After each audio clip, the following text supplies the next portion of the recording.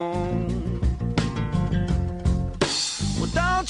don't worry, no, don't worry, mama, 'cause I'm right here at home. You're the cutest thing I ever did see. So what are you doing? Nothing. Nothing? Why not? Trying to get on this Lifestyle Radio website. Sounds like a cool website. Yeah, it's alright. Oh, wait, I might have it. You might have it. You're listening to Lifestyle Radio. The opinions expressed during this show are those of the individual participants and do not necessarily reflect the opinions of their associated organizations or Lifestyle Radio. Man, have you been to Canadays yet? Canadays, Campbellford's premier cannabis culture shop at 19 Bridge Street West. They've got bongs, oil rigs, grinders, and papers. Everything you need for consumption. They've got seeds, soil, nutrients, and dome trays too. Everything you need for cultivation. Get top quality seeds from top suppliers like Canuck, Crop King, and wholesaler Nexus. Canadays. They've got all kinds of awesome cannabis novelties, clothing, and apparel. I know, right? It's a lot more than just a bong shop. Interested in gaining legal access? Canadays can help. They're a PACE information center. You know, people advocating cannabis education. Come by the shop and check it out. 19 Bridge Street West, Campbellford. Canadays. Have your say without saying a word. Canadays.ca. Cannabis novelties, clothing, and Hello, apparel. Al. I know. Hello, Al. Al and Al. That's the Al Show. Yes, yes, we are live. We are live here at Canadays. You just heard the Canadays commercial running there. And I am live at Canadays for their grand opening today.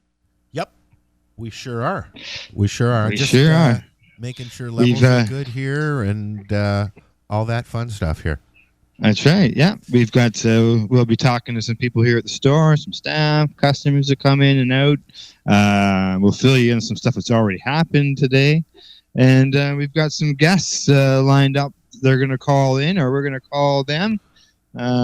With yesterday's news, that might change things a little, but hey, it doesn't matter. The show goes on. And right? we'll definitely be doing updates if anything does happen today. And the Ross is with you as well, eh?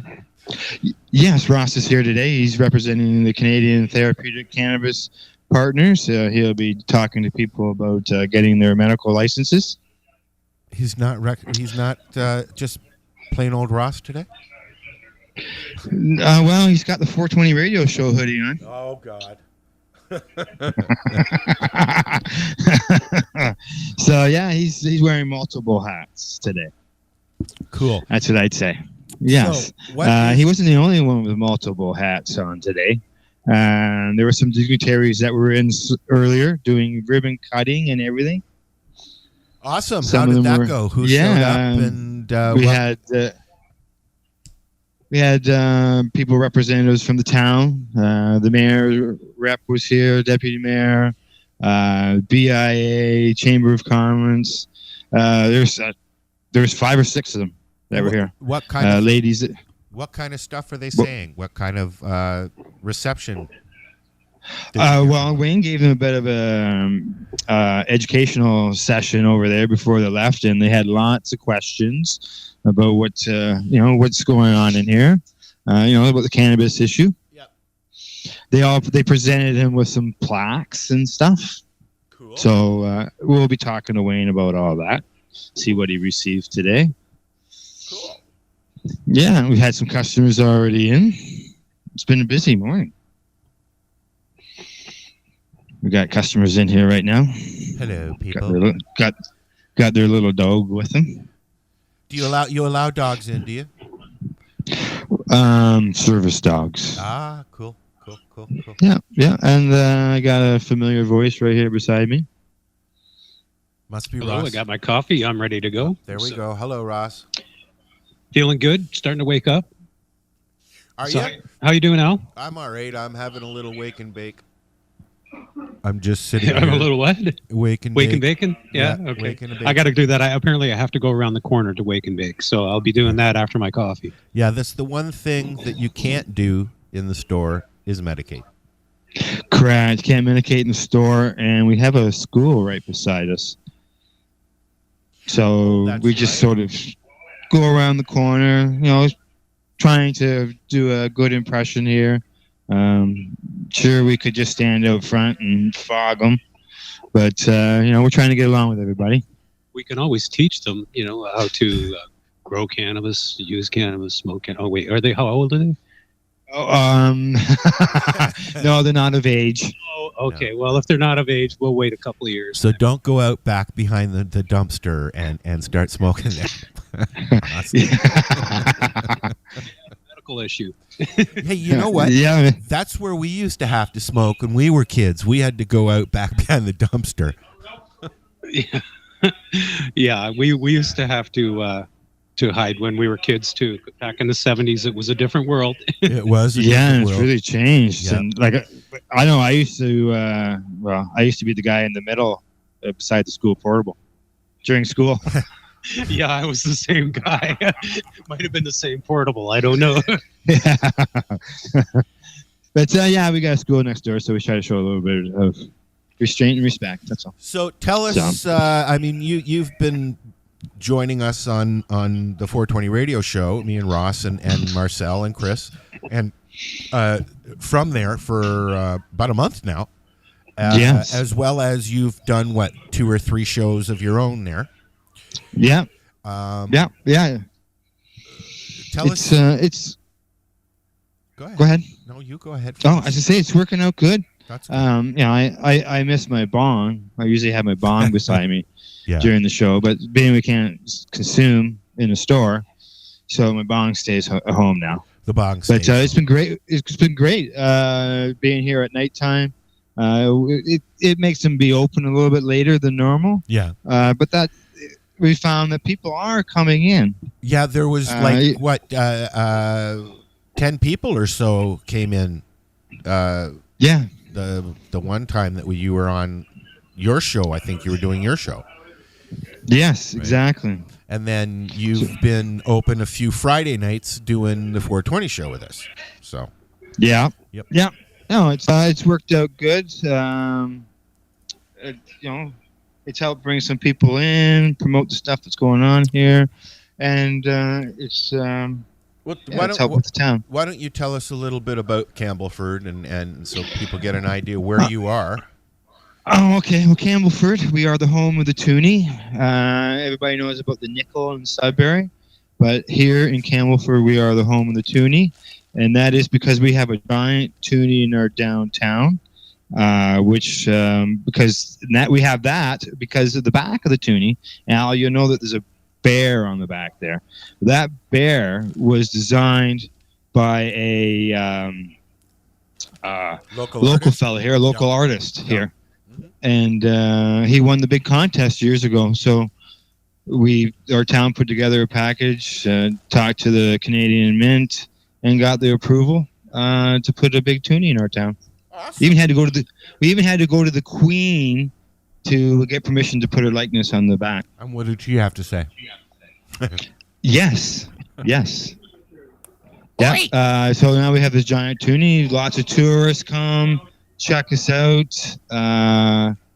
get their pictures taken from in front of the toonie. It's along the river, which mentions, I should say, we do have a river right through the middle of our town.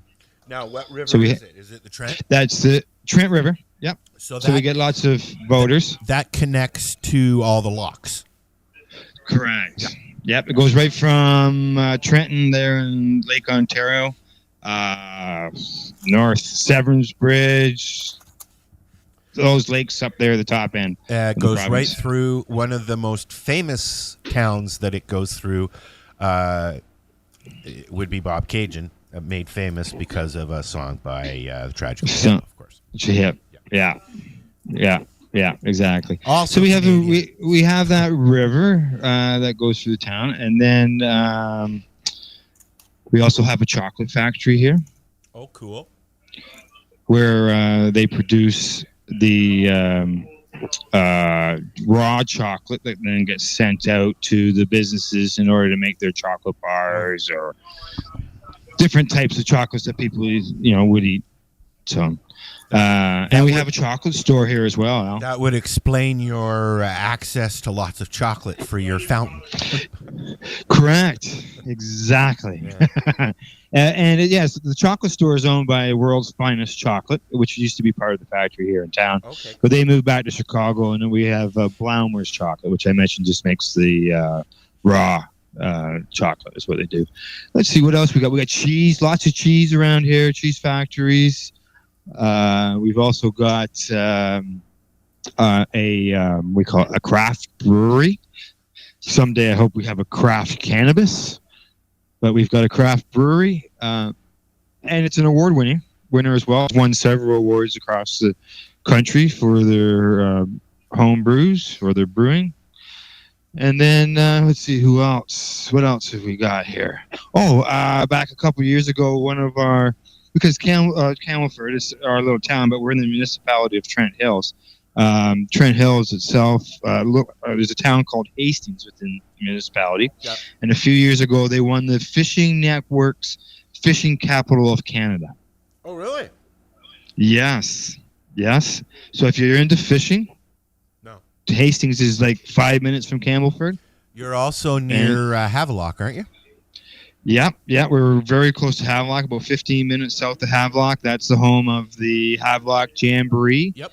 as well as the Havrock. The Havrock. Oh, Yes. I've not heard of that one, but I know about the Jamboree because a buddy's father used to go very, very contently every year.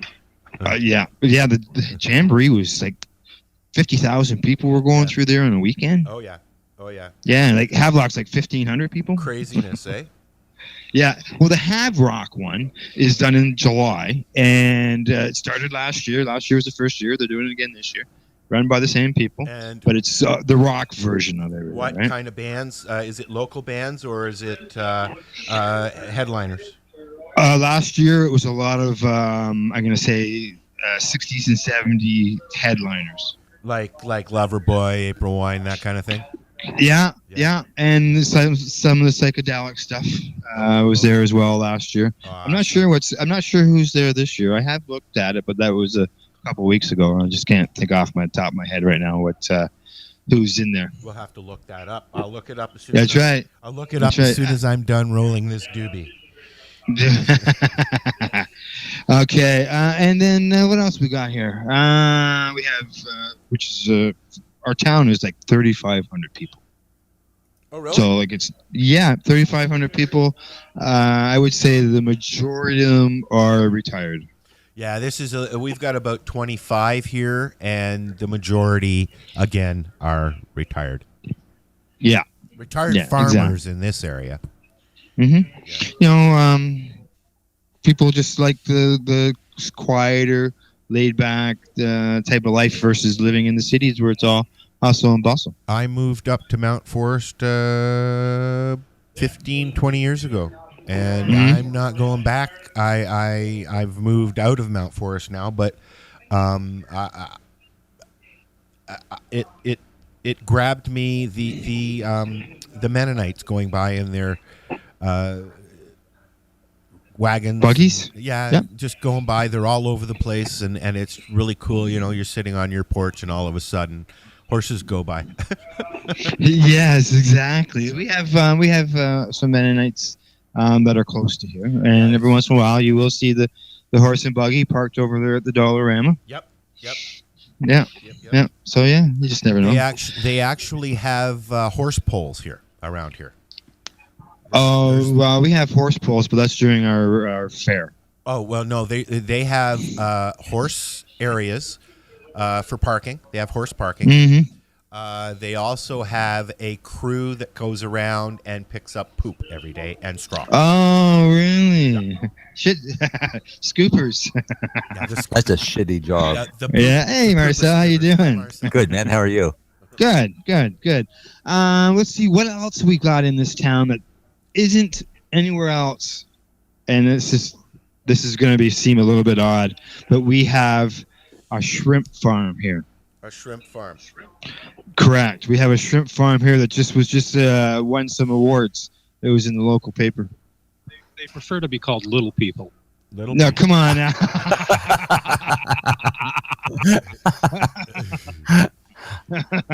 Hi, Ross.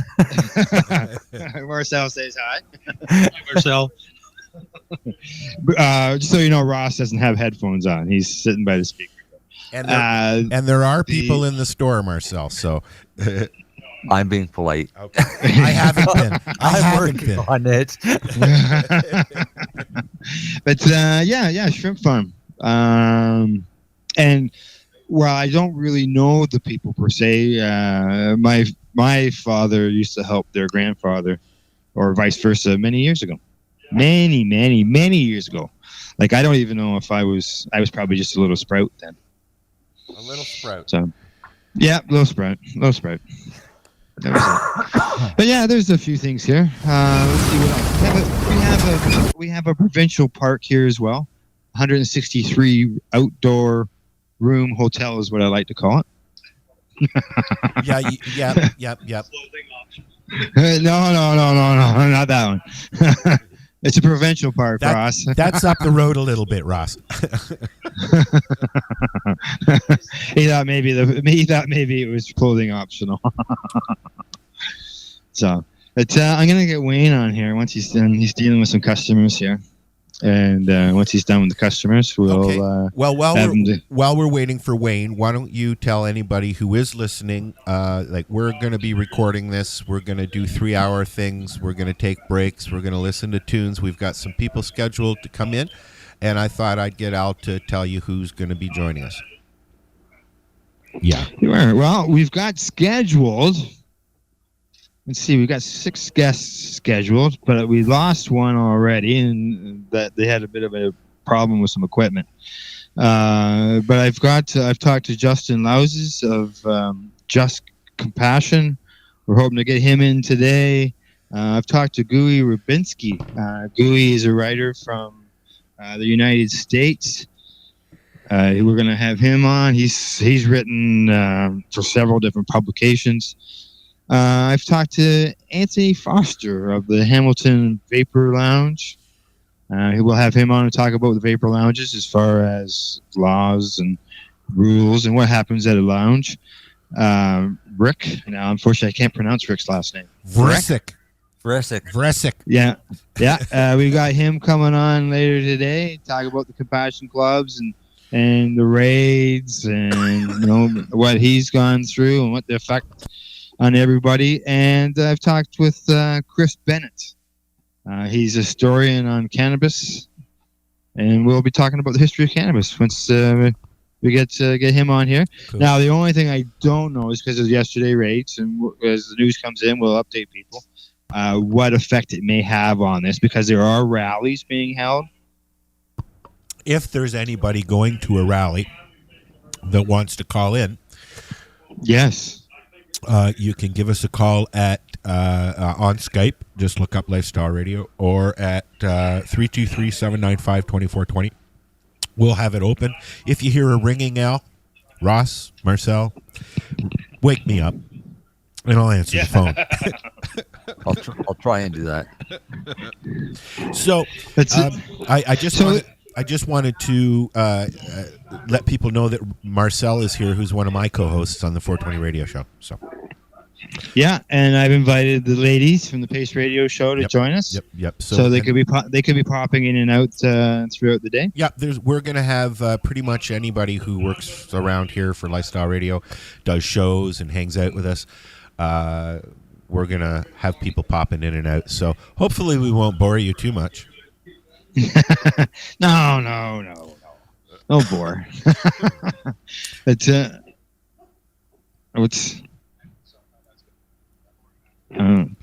Ross is talking with the customers now. Uh-oh. Okay. Yeah. Don't let him sell you anything. I wouldn't trust that Ross fella. Yeah, these people are right by the speaker. Yeah, then they should hear this from the truth. They should know the truth. The truth. They should know. Should be true. About Ross Middleton. He shouldn't be around people. He shouldn't. No. Don't get too close to him. Yeah. We got a nice sunny day today. And for anybody who's in the store listening, Marcel is actually in Nova Scotia. So Yes. we're I can we're say all whatever I over. want. He can't hit me. Yeah. Yeah, they can't reach in and get a hold of you. Now I Or have he a question. I have a question, Al. Sure. Is anybody actually in the store listening to us? Well, actually, the speaker's right in the middle of the circle. Let's all hold hands. Come on, gather round. But I don't know. I don't know if they're paying attention because it's quite the conversation. I'm not quite sure what it's all about. Hey, well, we'll just entertain ourselves. Yeah. Yes, exactly. But no, Wayne's got everything set up. And yeah, it's a bit of a windy day, so our sidewalk sandwich board sign keeps blowing down. He got some signs in the window. He's got a sale going on today. He's got the shelves stocked up. Got some orders in here late in the week. So he's all ready to roll. Cool. And we've got some tunes loaded up. We've got some commercials loaded up. We have Ross. Good. Ross will get loaded up later. Yeah. Ross is going to talk about what the CTCP is doing, as well as I believe he's got a PowerPoint presentation that he's going to show people as well. We won't be able to see that. Well, you can describe it for us, Al. We can describe it. It'll be like for the stoned impaired, for the stony impaired. I just looked out the window because, as you know, I'm in the window here at Canada Days. I just looked out, and just at the corner of my eye, I saw a sign that says "Shatters on sale." And I went, "What?" I had to take another look and look back, and it's Shutters.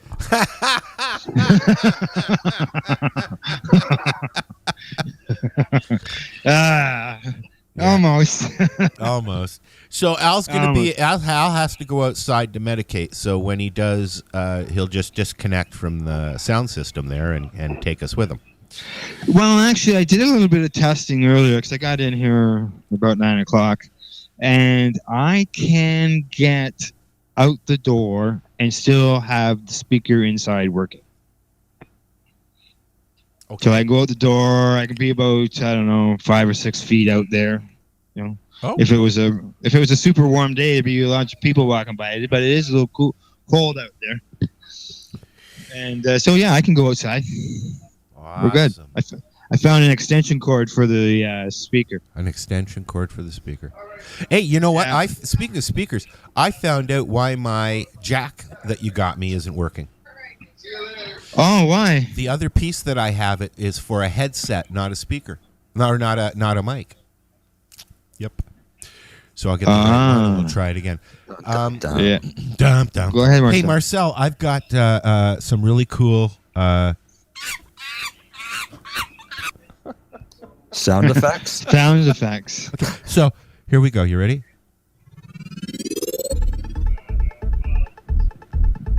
Now, this will be Chris's little introduction today. Chris has done the news for us, so when we take a break, we'll play the news. Oh, okay. And I'll play it. We're going to be like a real radio station and be repetitive today. Yes. Yes, we are. Repeat. Yep, we're going. And are we having a show this evening as well? No, we're just going right through, buddy. Okay. Yeah. So I'll be on and off as my day progresses. That's because fine. I've been in meetings all day. So I might go have a nap later too. Sounds good. Sounds good. I'm not getting that option today. No, I don't get that option either. It is Wayne. My day started with a 7-person conference call. So. Oh. Busy morning. Yeah. How many people are in the store, Al? Pardon me? How many people are in the store? Customers, we just got one now. He's just looking around, so I might be able to steal Wayne. Okay, so 1 plus 6 plus, let's see how many people we've got on the other thingy here.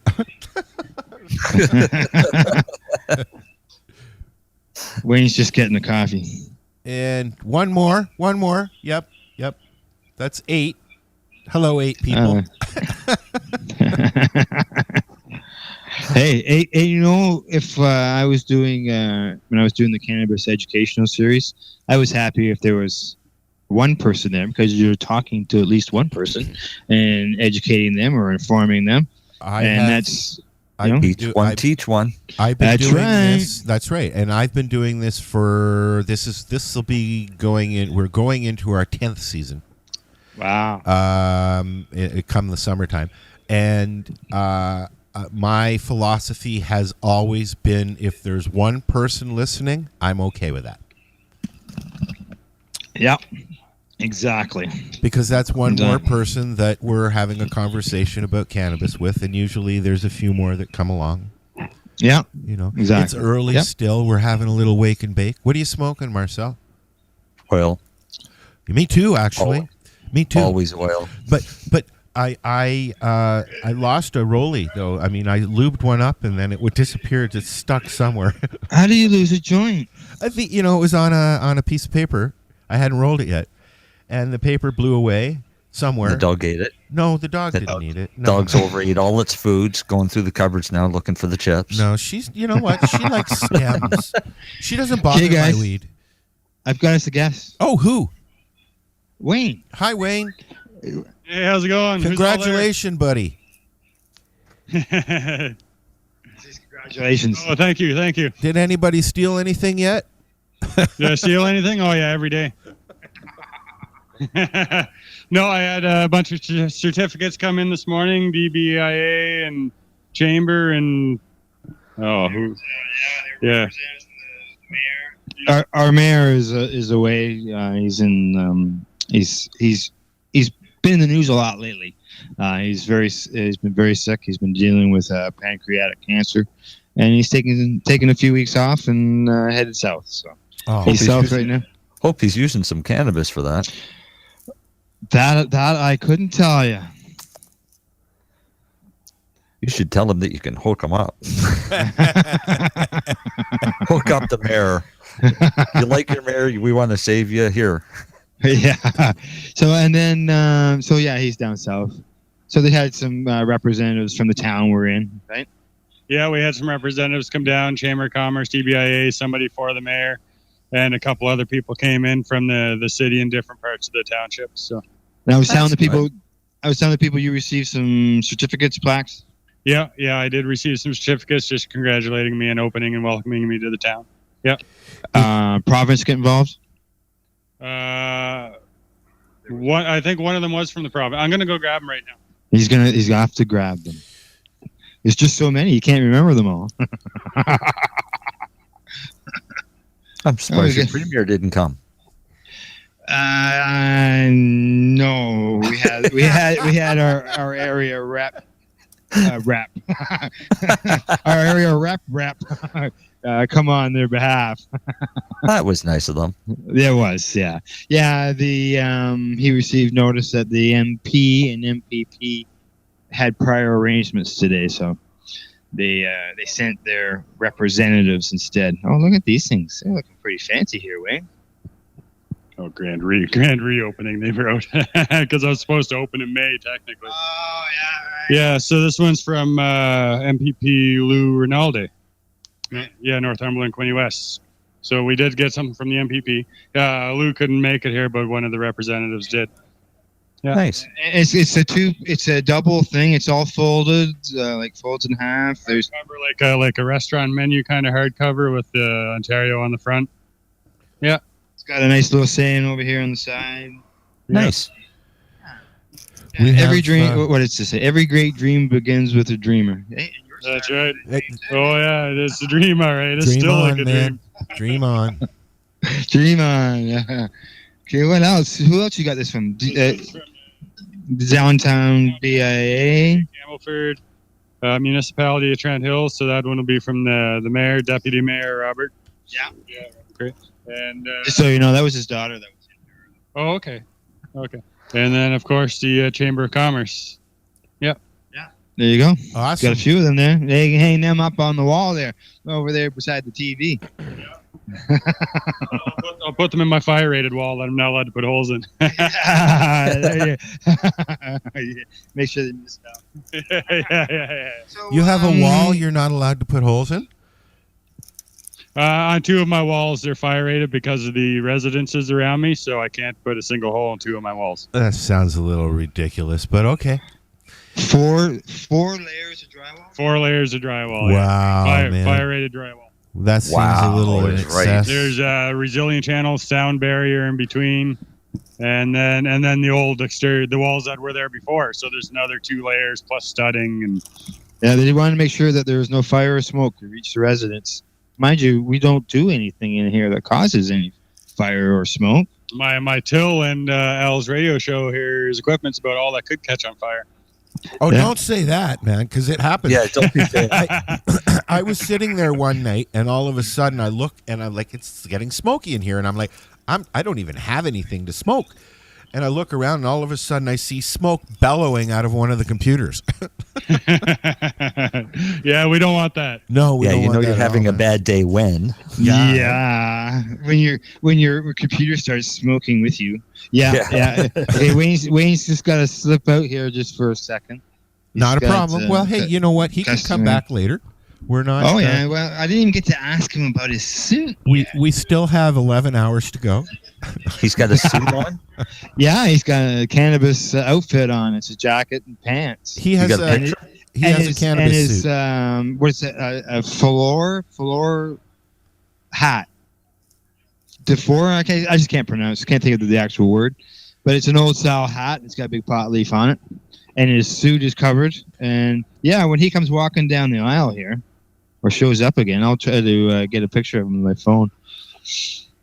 Maybe I'll get Ross to take a picture of him. He can send it to you. Oh, don't ask that guy to do anything, man. Love you, buddy. Yeah. He's in. You have Ross there, and you think he's not going to be taking customers? Yeah, he's actually over in the hydroponics section too. Well, of course.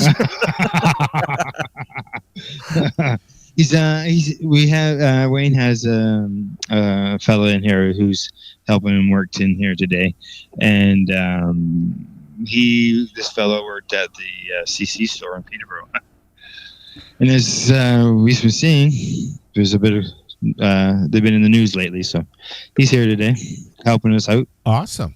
That's awesome. Yep, knows the product. Right? The community stays together. Yeah, and the community that smokes together hangs together. The store in Peterborough isn't they don't supply any herb in Peterborough. They're just the cannabis culture store there is more about when it first opened, right? Yeah, it did. Yeah, it was rated twice. Yep. That's why Wayne's regular employee isn't here.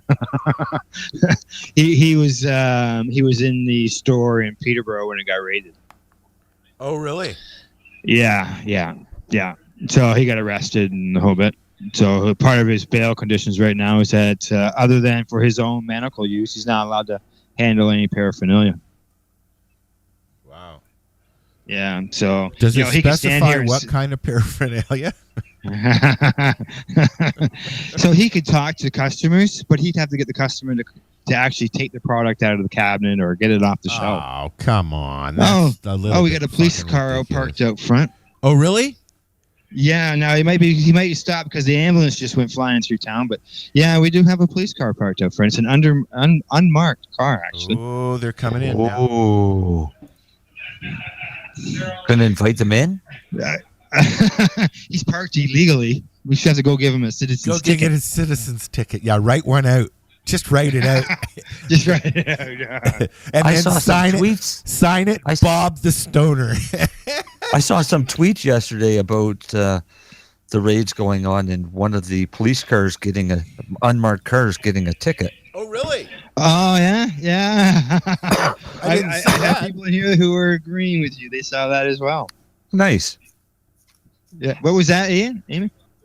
He thinks it was on Bloor Street. Yeah, there's a good spot to get a ticket. Yeah, exactly. Yeah, he's still sitting in his car over there. Invite him in, see if he wants to be a guest. He's right there. He's right there in the Charger. Invite him in, see if he wants to be a guest. Everybody should point at him. Go to the window and point at him. Well, we're all. You can see us all looking at the window at him. Wayne says that they park out there often, but they've never come in and say hi to him. Oh, really? Wave a donut. Wave a donut. Wow, man. Oh yeah. Yes. Don't be a buzzkill and come in here, man. We have donuts. Yeah. We've got Dutchies from Country Style. Stay the fuck away, man. Yeah, exactly. We got raisins in them. Yeah. We got sparkles. Anyways. Yeah, I just sort of went quiet here because the police officer, everybody's sort of staring at him still. Hide the weed. That won't make him feel uncomfortable much.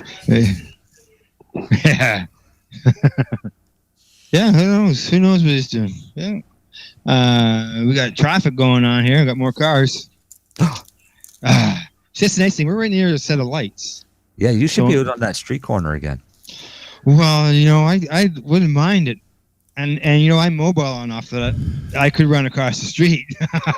Well, go over and interview the cop. Oh, okay. I think Ross is going to go out and medicate. Okay. You could probably go across the street there, Ross. Just stand in front of just stand right over there. Just stand in front of him. Come on, Ross. Take your phone with you and come on in here. See, those two sets of windows, they're just a lobby for the apartments that are upstairs. So that's not a store. Correct. Yeah. Well, it's a provincial bylaw, right? Yeah, 9 meters. How do you get 9 meters from a store opening? You'd have to be standing out in the middle of the street when you're in some of these downtowns. Yeah, we have you can't be near the front of the the front of any exit or entrance on the to the building. You have to be 9 meters. Yeah. You have to be 9 meters from any window. And which means you can't smoke anywhere on the property because you can't get 9 meters away from anything around here. No, well, what are you doing? You're downtown when your buildings are right beside each other. They're joined together. I've actually been watched by security at the Eaton Center. They actually have signs up along the building now that says no smoking or narcotics of any kind. Or narcotics. Well, I don't know. I'm adding that part, but it's they got they got a no smoking thing. You're not allowed to smoke near any of the entrances along the side of the building or in a cove there. Right. It's stupid, man. Right. Well, Ross has gone outside. He has he? Yeah, running away already. He's next door. Okay, and he's got his vaporizer going. Talking to the cop. Not yet. Well, cop hasn't slammed him to the pavement yet. So I just want to say real quick that earlier this morning there was an Amber Alert, which a lot of people get, and the little girl has been found. So I just wanted to say that. Yeah. Yes, I saw that it had ended. Yes. Did they get the car back too? I don't know, but I just saw a picture. Parents reunited with missing daughter, and there's a picture of her, and there's an ambulance, and parents and cops, and I honestly like how they did the plea of, look, just drop off the car and with the girl and tell us where it is anonymously, and that's all that we need. Well, CTV News after hours of long search. There's an emotional reunion. Parents, 4-year-old daughter. The car was stolen in the driveway. Yeah. So. Yeah, it was 6:00 this morning. They went out, got the car warmed up, put the daughter in the car, went back into the house to get the next child, and come out and the car was gone. Wow. With the child. But, and at the same time, you got to imagine that, your day's off to a bad start when you steal a car and there's somebody's kid. Holy fuck, man, there's a kid in the back. What are we going to do now? Yeah, exactly. That's like, oh crap. And in a cold day like today, like like you say, You just can't throw the kid on the side of the road. No, you don't want to abandon the car and child in it. Not to make light of it. That's what the police had asked them to do, was just to abandon the car and call them and let them know where it was. And not to make light of the situation, but this has been an actual scenario in a few movies. Okay. Oh yeah. Yeah. Exactly. I'm sure it's happened for real many times. Oh yeah, definitely. It does. That's one of the drawbacks of starting your car and not having another set of keys so you can lock your doors. Oh, dude, don't even get me there, because like 3 years ago at the beach, somebody got the keys, lost the keys. It wasn't me, just saying. And we had a big kerfuffle. My sister had to come up from the city. Luckily, we had a spare because the key was nowhere. Yeah. And it would have cost us at least $1,500 to get the car, because you have to take the car to them. They won't come to you. Yeah. So luckily we had a spare. So been there, done that. Let's not talk about it anymore. Okay, well, Ross has just stepped back in. And how was things out there, Ross? Did he even look at you, Ross? Did Officer Stadenko? Yes, he did glance over a few times, but China kind of just glanced over without really any expression on his face. He just looked back at what he was doing. I think he's on Facebook right now, probably posting pictures of me vaping on the corner. Well, you know what, Ross? When I went down to the city the other day to see my father, I noticed a lot of people at stoplights are puffing on frickin' vaporizers, and they ain't those pens that you get for the nick. Okay? They're actual vaporizers. So there's a lot of people out there vaping as they're going down the road these days. I have people in here every day walking vaping, and it's not e-juice. Yeah, exactly. Well, you can tell the difference. You can tell the difference between pens. I mean, the cannabis ones are, the good ones anyways, are pretty hefty.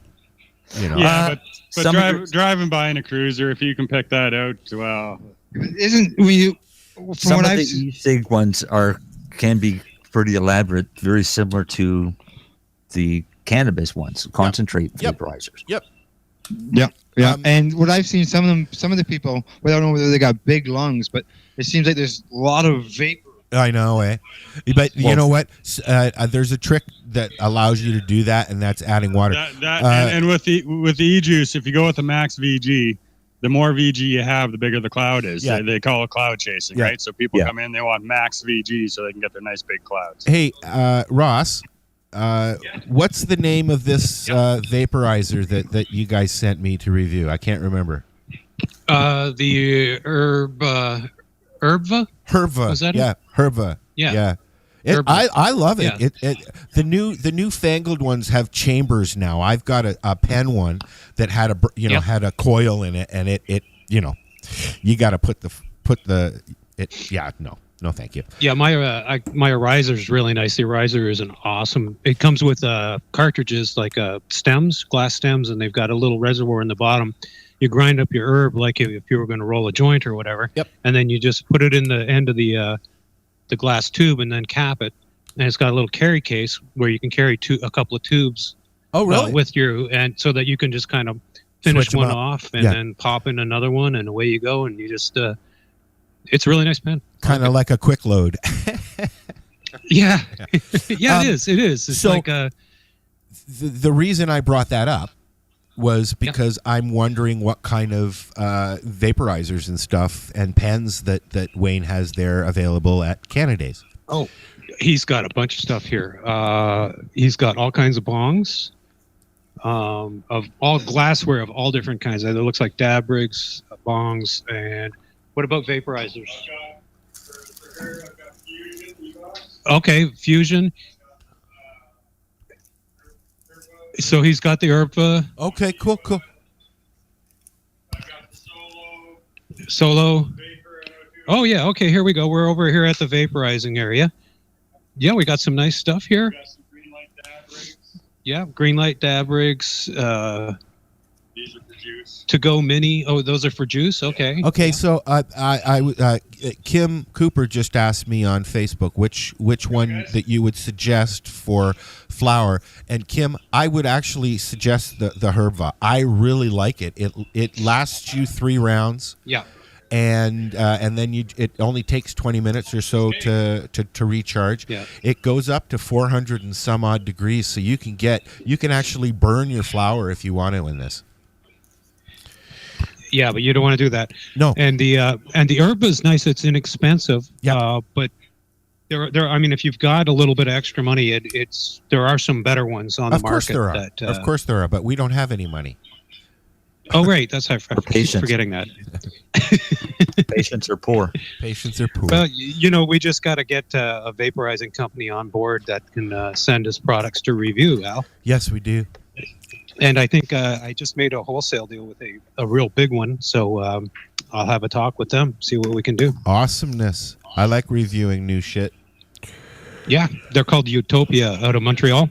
Oh, cool. So, cool. Yeah, so if you Google Utopia Vape, and you can go to their website, they got 155 pages of products. What are you charging for the Herbva, Wayne? For Herba? Wayne, what are you charging for Herba?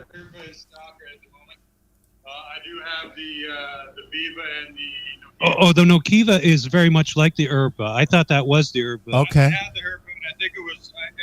Don't quote me, but I think it was $179. Okay. I have the Nokiva. And what's the Nokiva one? I can't see it. Just a second. Yeah, take your time. We're just on the air. Okay, it's $150 for the Nokiva, which is very much like the Herba. Okay, I think I've seen those. I've seen the ads for them in that. The Nokiva looks like the cell phone. Hey, it is kind of like a cell phone. Actually, I think it's got the Wi-Fi symbol on it, so I think you can get Wi-Fi.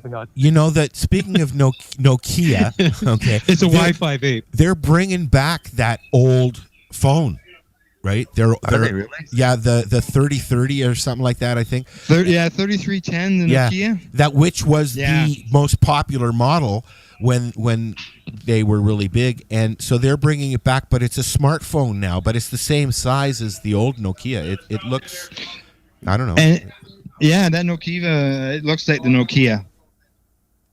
Like the vaporizer does look like this phone. Eh? Oh, okay, cool. Yeah, we have one. Awesome. Right. They work really good. Wow, we just got a big boom of people in here. Can you turn the speaker down a bit, Al? Because we can hear every now and then. Oh, it's because we're seeing it. I'm standing in front of it, actually. Oh, okay. Well, don't do that. Yeah. There we go. So shouldn't be so bad now. How's about we take a little break and listen to a tune? Yes. And sounds good. We're going to listen to some Hosni Bronx, New Moment, not movement. Yeah, Hosni Bronx. Yeah, I love Hosni. I know, I like them too. So we're going to listen to some more. And this is the 420 Radio Road Show Pace thingy we're doing. Combo, yeah. We'll be back in a bit. We'll be back. Combo, yeah. You like music, you like weed, well, we gonna be good friends indeed. This is how much I like more than smoking trees. They'll make you dance the do-si-do and teach you how the chiba grows. Smoke a bowl on the 420 radio show. On Lifestyle Radio. I'm feeling really, really good and very strong and very happy that I am now almost free of seizures and 48 for 48 days. So I feel so much stronger and better and much more better than I ever felt before in my whole entire life. This is like the best day ever. This is like a dream come true. Tune in to the 420 Radio Show. Fridays at 7 p.m. Eastern Time. With Marcel, Lori, and Al. Along with their guests. Tunes. 420 seconds of news with Chris Backer. And weekly grow tips from Ross Middleton of BMA Hydroponics. Pull up your couch. grab a coffee, light up and join us right here on lifestyleradio.ca.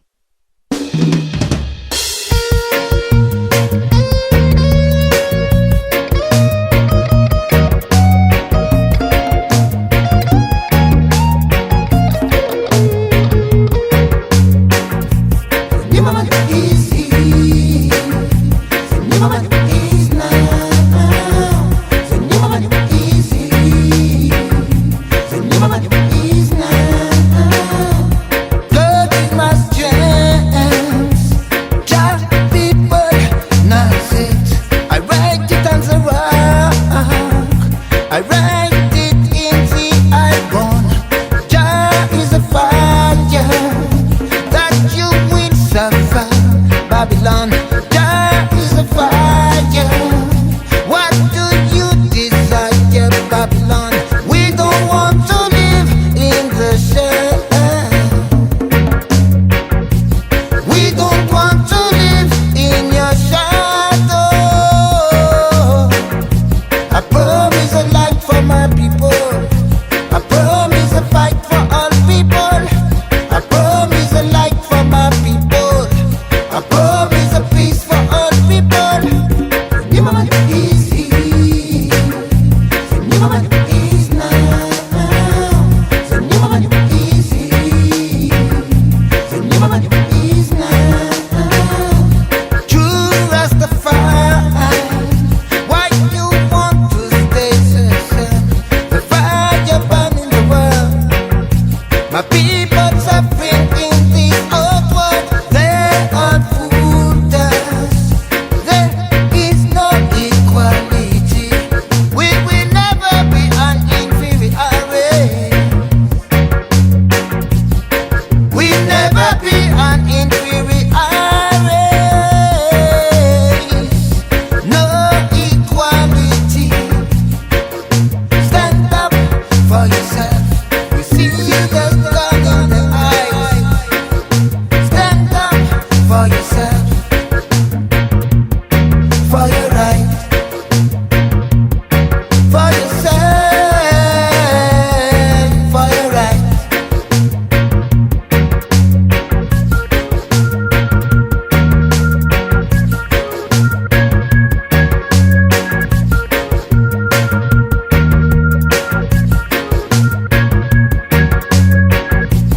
Your mama is here.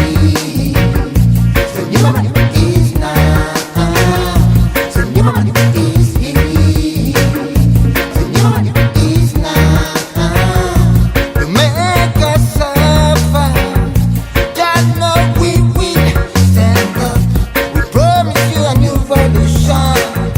Don't accept this life anymore. The system is resting. You have no choice in this life. You make people's spirits suffer. The new generation for peace. We want to get you out of your hatred. For our people love each other. Stand up for yourself. Stand up for your rights. Stand up for yourself, for your rights. Your mama is here. Your mama is now. Your mama is here. Your mama is now. I am the roots of the tree of the new revolution. From hate to hate and choose between. Give me the strength, Jah,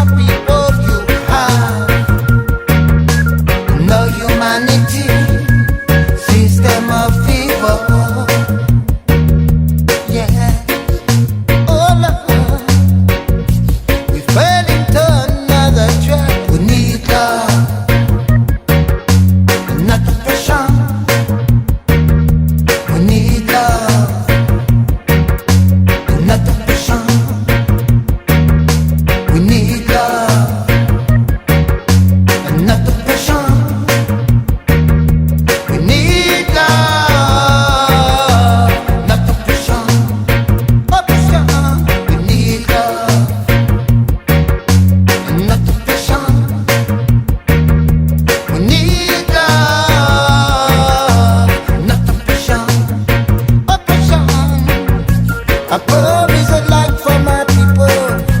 I promise a fight for all people. I promise a light for my people. I promise a peace for all people. Oh yeah. Oh Lord. Yeah, yeah.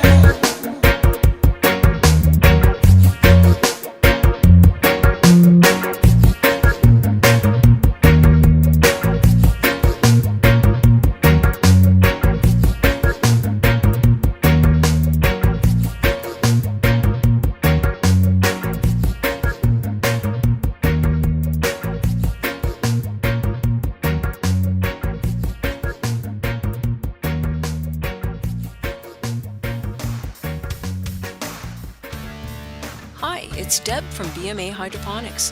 Whatever you are growing, from vegetables to medicinal cannabis, we have everything you need to succeed. From seed to harvest to processing and extracting, we carry all the brand name products that will help you produce, process, and consume high quality medicine. Our knowledgeable staff of qualified growers have decades of experience with home production, and all possess either MMAR injunction status or an ACMPR registration certificate. We offer the largest variety of products available anywhere, and if you don't see what you're looking for, just let us know and we'll find it for you. Visit our store at 404 Maitland Drive in Belleville, Ontario, or visit our website at bmahydroponics.com. We can be reached at 613-967-9888, Monday to Saturday from 10 a.m. to 5 p.m. or find us on Facebook at facebook.com/BMAHydro and drop us a line. At BMA, our motto is your success is our success.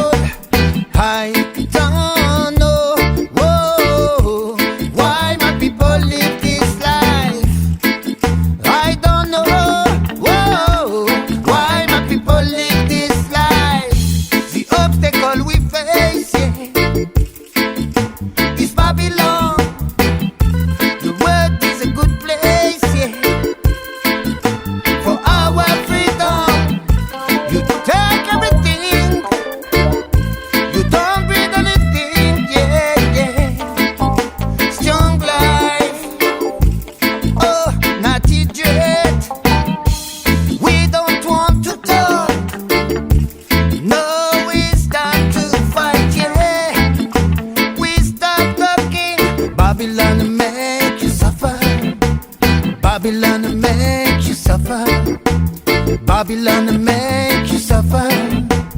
Babylon to make you suffer. Babylon to make you suffer. What you desire, young life. We are ready to fight. Hard life for my people. I don't know why my people live this life. I don't know why my people live this life. I don't know how to fight, 'cause my people suffer. What do you want, Babylon? I don't understand why this world is so strange, strange with my people. I don't know how to fight, but if we are together, it will work. It will work. Babylon no have no heart. Babylon no have no heart. Babylon no have no heart. Babylon no have no heart. My people, you have to survive. Yeah, you must rebuild you and make your own way. You must not give up.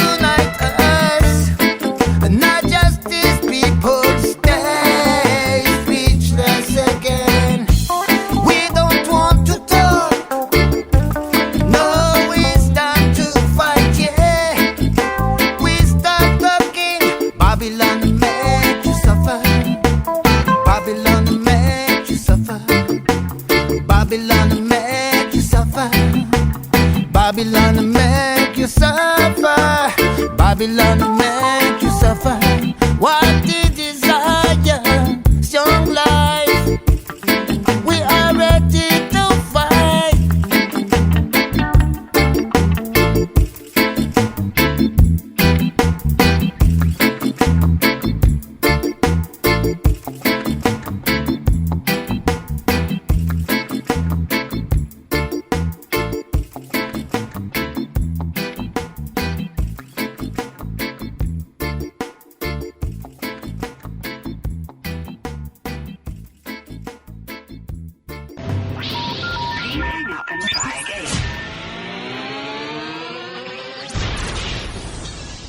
You're listening to Lifestyle Radio.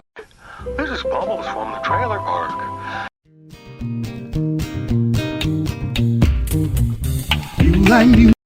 There we go. Okay, we got an echo. Now we're back. Holy fuck! I'm not used to doing this during the day, man. Yeah, I leaned it up against the wall. It kept falling. There we go. So we're back. Okay, we're live again. We are.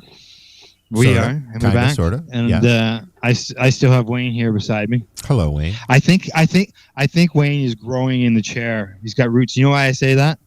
It's because of the way he looks. Yeah, What are you dressed in, man? So I've got a marijuana leaf suit. He's serious. He's got pants that are all covered in marijuana leaves. Jacket. It's actual jacket, right? Yeah. Full jacket. Even dress shirt. And my hat, I got a fedora with a pod leaf on the side of it. Yeah, my special occasion suit. Have you got socks on with cannabis leaves on it? Jacket. It's actual jacket. Oh, what about those undies? Yeah. Those the underwear you got jacket. over there, man? Cannabis boxers, but I'm not wearing them, no. He's got some satin cannabis boxers here. Oh, really? How much are they? How much are your boxes? With or without skid marks. Oh. You have the Are they more? If they're mine, yeah. they're $15 for boxers. And how much? $15. There you go. And you got larger sizes, obviously. No, they only come in the one size. They're stretchy waistband. They're one size fits all. Yeah, they don't. No, that's just no. They're not one size fit all, dude. If I put on a one size fit all, it looked like a fucking bikini. Okay. Alan is They're shorts for a small skinny person. Speedos for a big bigger It'd person. be like there's the 420 thong. They'd call me thong man. Thong man. Hey, Marcel, Marcel, you're in charge of the sound effects, eh? You can load it up in the one that I got there. So. Oh, I don't know. Where are we? Ross. Ross. That's me. I told you, Ross, not to do that. Okay, I can't. All right, I'm leaving. Fucking guy. I told him. He says maybe I can just. You have to go outside. You can go outside and do that, Ross. You can try in that corner. No, it won't work if you're in the same room. You have to go out and be outside. Yeah. Go talk to the cop. We tried it. We experimented already. What's he trying to do? Use his cell phone as a microphone. He's got his laptop. He's got his laptop here. That's why it did that. Yes, I see. No, that's not going to work. Your cell phone would work. Yeah, call us. I don't know. Here's the number. Hey, speaking of call us. 2420. What was that again? 323-795-2420. Or look up Lifestyle Radio on Skype. It's on. Give us a call. Say hello. Just so you know, guys. Tell us all we're wasting our time and we're all just a bunch of losers. You know, whatever you want to tell us. Already, just so one of our guests, our 12 o'clock guests, has just got a hold of me. Hello, 12 o'clock guest. He'll be ready to go. All right. Well, he gave me a number. He gave me a number to call. Okay. Perfect. He's trying again. All right. Okay. All right. I won't do it. The infinite loop. Go, Ross. Okay, let's bring Wayne back into the conversation here. So, grand opening, people come in. What's all happening? Oh, they can come in. Everything's 20% off in the store. There's coffee, tea, hot chocolate, cake. We're going to be bringing in some pizza here in about an hour or so. Aw, man. There's giveaways, lots of giveaways left on the shelf here. About 150 things to give away for the next 150 or so customers. And then there's a draw you can get in. Yeah, there's 2 vaporizers you can win, some grinders, silicone ashtray, T-shirts, hat, postcards of the Ivan art, and a little shatter keychain thing. Hey, Al. Yo. Fill me out a ballad, would you? Fill you out a ballad? Sure, I can do that while I'm here. Hey, Ross. I got permission. Yeah, you get one free. You got to make a purchase to get another one. Ross. Ross isn't here, bud. Yeah, I thought Ross was still listening. Oh, I'm sure. He is. Yeah. Good. Tell him to fill out a ballot for me. There you go. He's going to the chat room. The chat room. Why? Yeah. I'm just kidding. I was in there earlier, actually. I don't know why I left. I'll go keep him company. So he's I'm going to go in there too. So if you want to come in the chat room and join the conversation, please do. Yes, Otherwise, don't. Exactly. See if we care. Watch your ears, because it's gonna. Here, I can't mute you, unfortunately, to do this. So, what are you sending me out? That's the contact number. Oh yes, for the guest. Yes. Correct. Yes. The chat room. That was just me trying to. He's not go in the into chat room. No, I'm coming into the chat room. That's why you heard that. No, Ross isn't in the chat room. Oh no, he will be. Oh, he has to update his Flash player. Prepared, were you, buddy? So glad you're ready for the show. Yeah. He's blaming it on his browser. The browser. He's blaming the browser. He's blaming Chrome. How is this Chrome's fault? Yeah. I don't know. Now he's just realized he doesn't even need to use Chrome because he's not going on Hangout. Hey, Marcel, you got ops this time, buddy. What? You have ops in the chat room. Yeah, I see that. Yeah. I don't know why I left. I got quicker. Yeah. So, we've got 20 minutes before we call our guest. Yep. Did you want to run that news segment before we call him? We can do that. Okay. You do that. You run the news segment and stuff, and I will run home because I can do that from here and grab the part that I need, and I'll be back. All right. I'm just going to load up everything here that I have to load, and we can do that. All right. And you get 15 minutes to run. Yeah, you got to. I'll put on a song. Not listen walk, to some run. news. Huh? Quick joints. I something tells me I'll probably have a person or two go with me. Why? I don't think I'll be going home alone.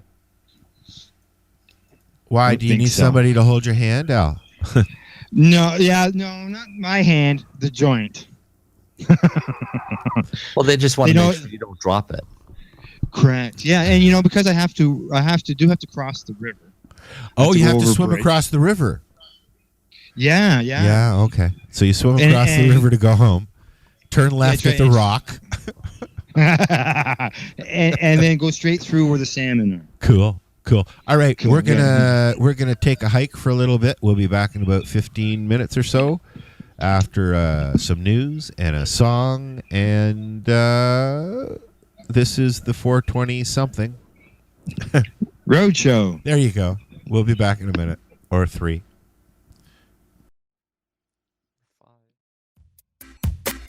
Man, have you been to Canadays yet? Canadays, Campbellford's premier cannabis culture shop at 19 Bridge Street West. They've got bongs, oil rigs, grinders, and papers. Everything you need for consumption. They've got seeds, soil, nutrients, and dome trays too. Everything you need for cultivation.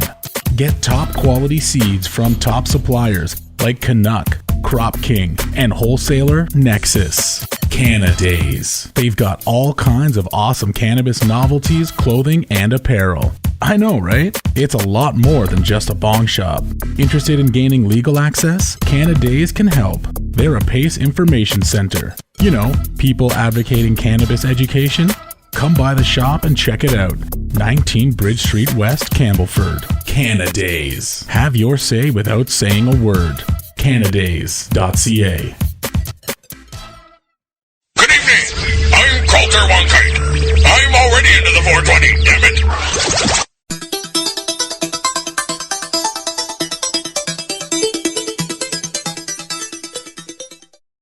Welcome to the 420 Radio Show, and this is your 420 seconds of news with Chris Backer. The cannabis producer, once backed by the Trailer Park Boys, could face a class action lawsuit after pesticides were found in its products. Wagner's law firm is filing suit against the Moncton-based medical cannabis producer Organigram over the contamination and recall. It said in a news release on Monday that the chemicals mycobutanol and bifenthonate, both considered toxic, are not authorized for use on cannabis under the Access to Cannabis for Medical Purposes regulations. Over 2,000 customers are estimated to have purchased the contaminated products primarily through 2016, the release said.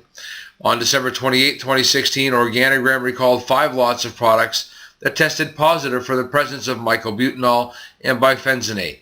On January 9, 2017, Organigram initiated a second recall on an additional 69 lots of product containing the same chemicals. Their certificate was suspended in January 2017. Health Canada's regulations allow a list of 13 pesticides in medicinal cannabis. Mycobutanol and bifenthonate are not among them.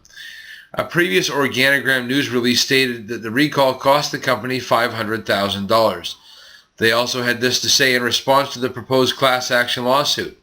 In terms of the proposed class action lawsuit, we intend to vigorously defend our company and its actions related to the product recall, stated Organigram CEO Dennis Arsenault. We've already engaged Borden Lander Gervais LLP, one of Canada's leading class action defense law firms, to assist with our defense. And as a side note, Organigram has given substantial credits to a lot of their patients' accounts. Beware, apparently when you use this credit, you give up the right to get further compensation.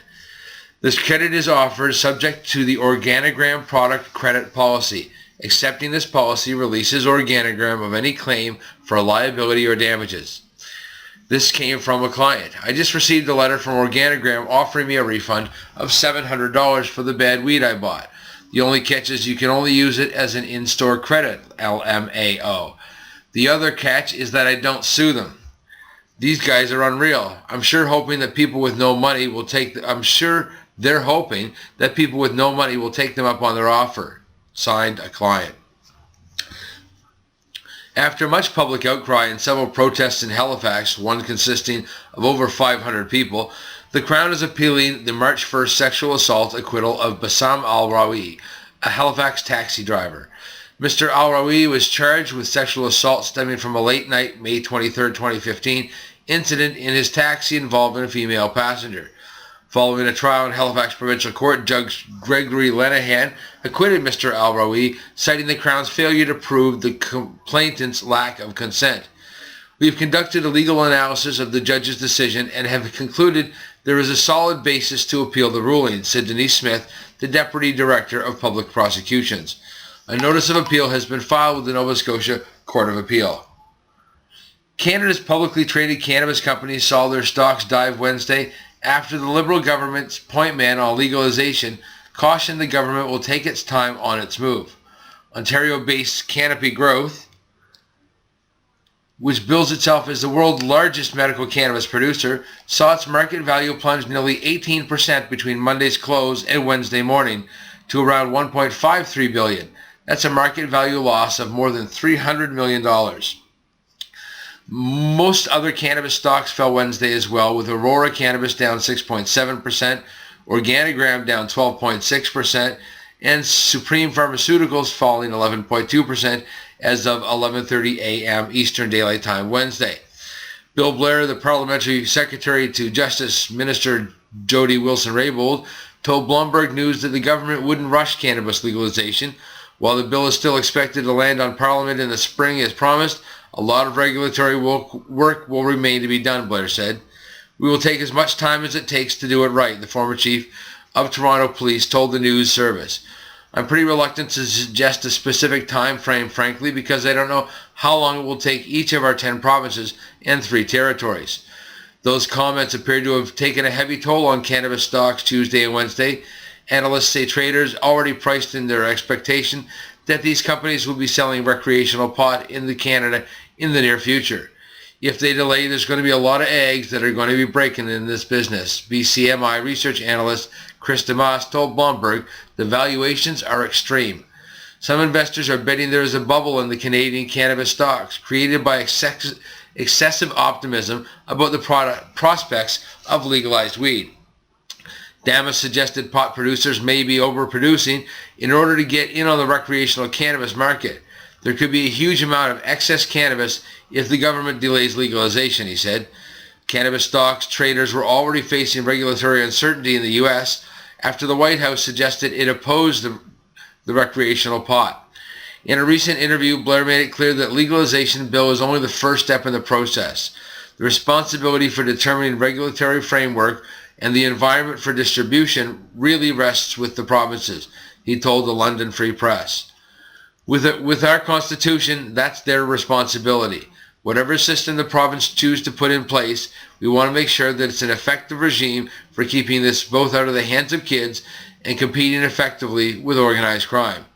Blair says he has met with supporters of the cannabis dispensaries that have popped up in some Canadian cities, reminding them that their activities remain illegal for now. Aside from drone warfare and domestic spying, Donald Trump is embracing at least one innovation from the Barack Obama days. Within days of taking office, Trump's people scrubbed climate change science from the EPA website. But in a nod to the power enjoyed by online mobs in the Trump era, his administration has thus far left the whitehouse.gov petition pages untouched. This is the perfunctory nod to the people power where anyone can create a petition or other ask of the executive branch, who is supposed to issue a response once 100,000 people or more sign in on an idea. And like in Obama days, there's a cannabis-related petition gaining signatures that's asking Trump to please leave pot alone, just as he promised he would on the campaign trail, which is yet another thing Donald Trump has in common with Barack Obama, aside from an address and access to the nuclear codes.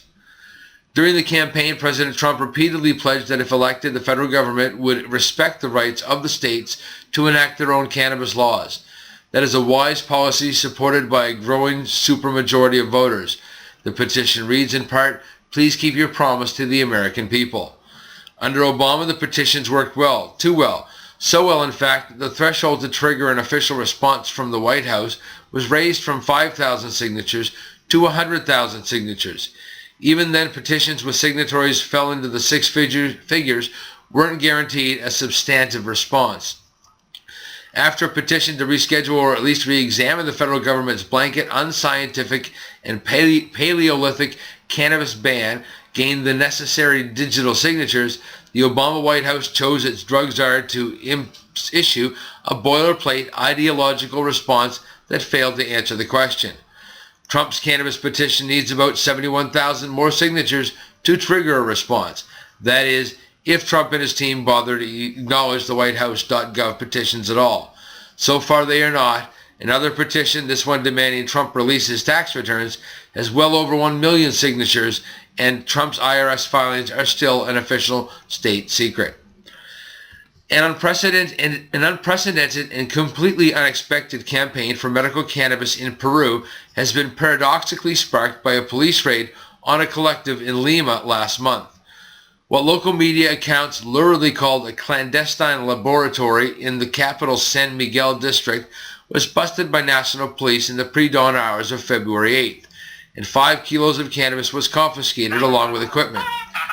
Turns out it was a hash oil facility of a collective known as Buscando Esperanza, Seeking Hope, made up of mostly of mothers who were producing the oil for their offspring suffering from cancer, multiple sclerosis, epilepsy, and the like.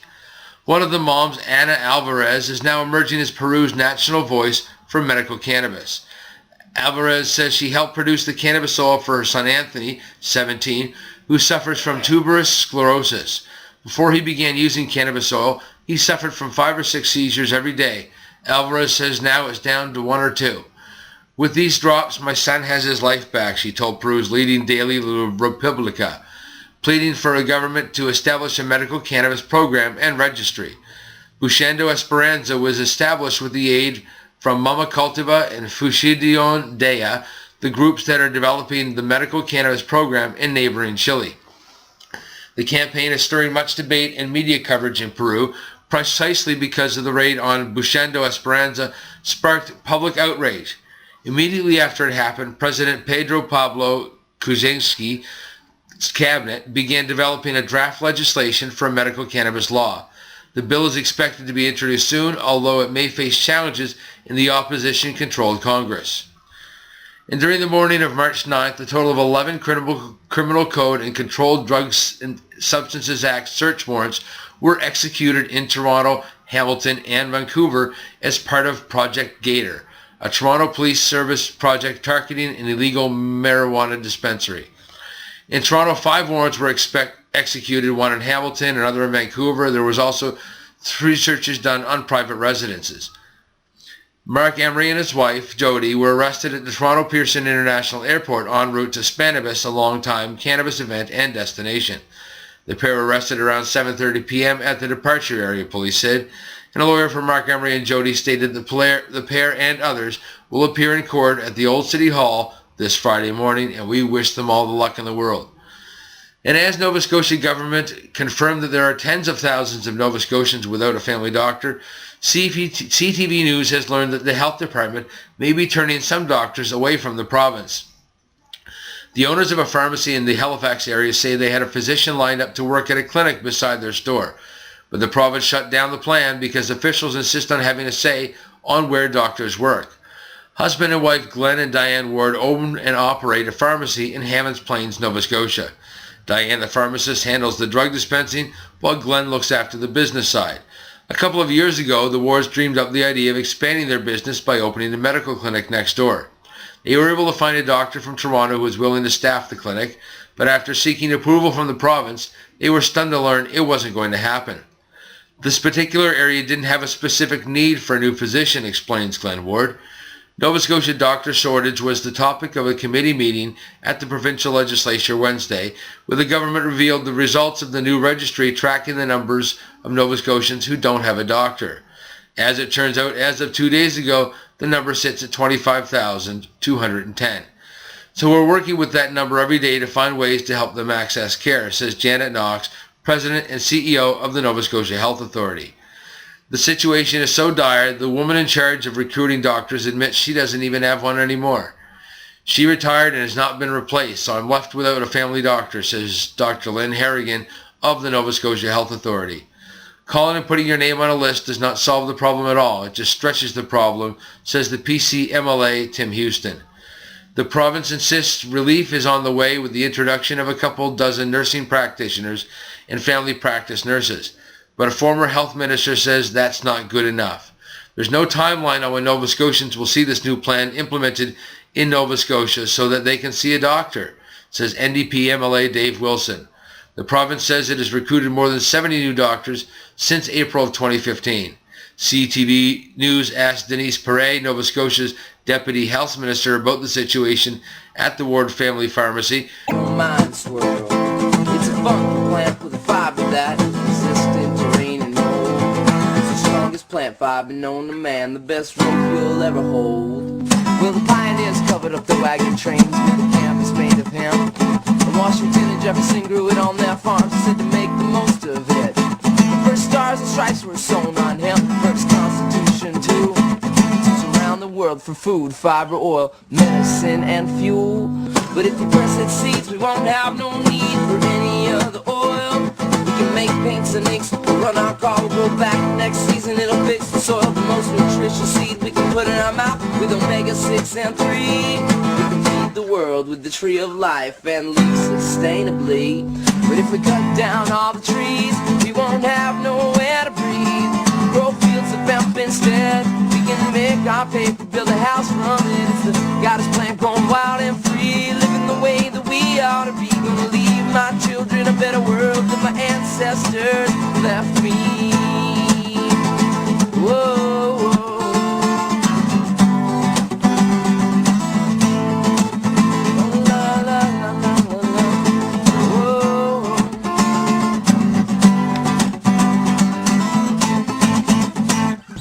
Flowers, the female hemp plant, make the best medicines on earth.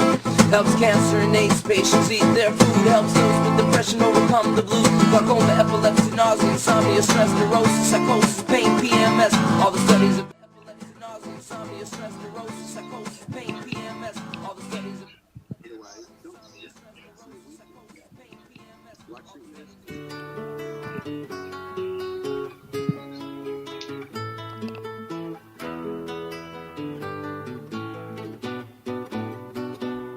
There is unrest in the forest, there is trouble with the trees, for the maples want more sunlight and the oaks ignore their pleas.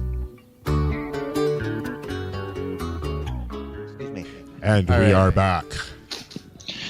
We are live once again. We are live. I don't know if we actually left or not. So, yeah, I don't know if we actually like that happens. You see, what it is we're actually logged into two different places. So, I mean, if you're listening on our website at lifestyleradio.net or 420radio.ca, or you can listen on the Pace website as well.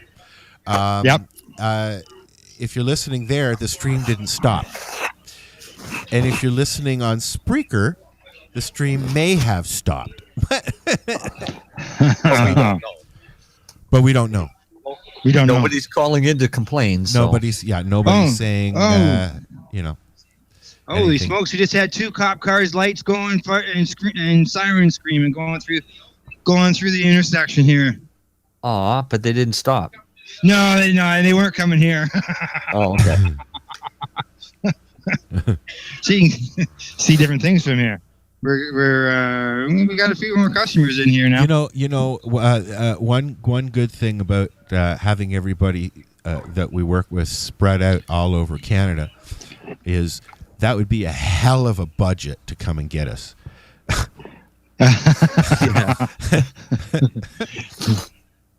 Yeah, lots of spots. Dragnet.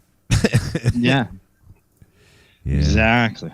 So you got your guests there, ready to call in, right? Yeah.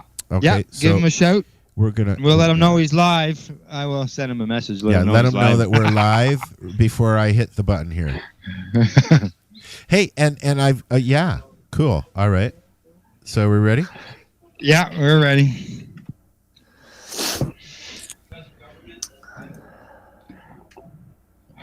Give him a shout. Or shout at him. One ringy dingy.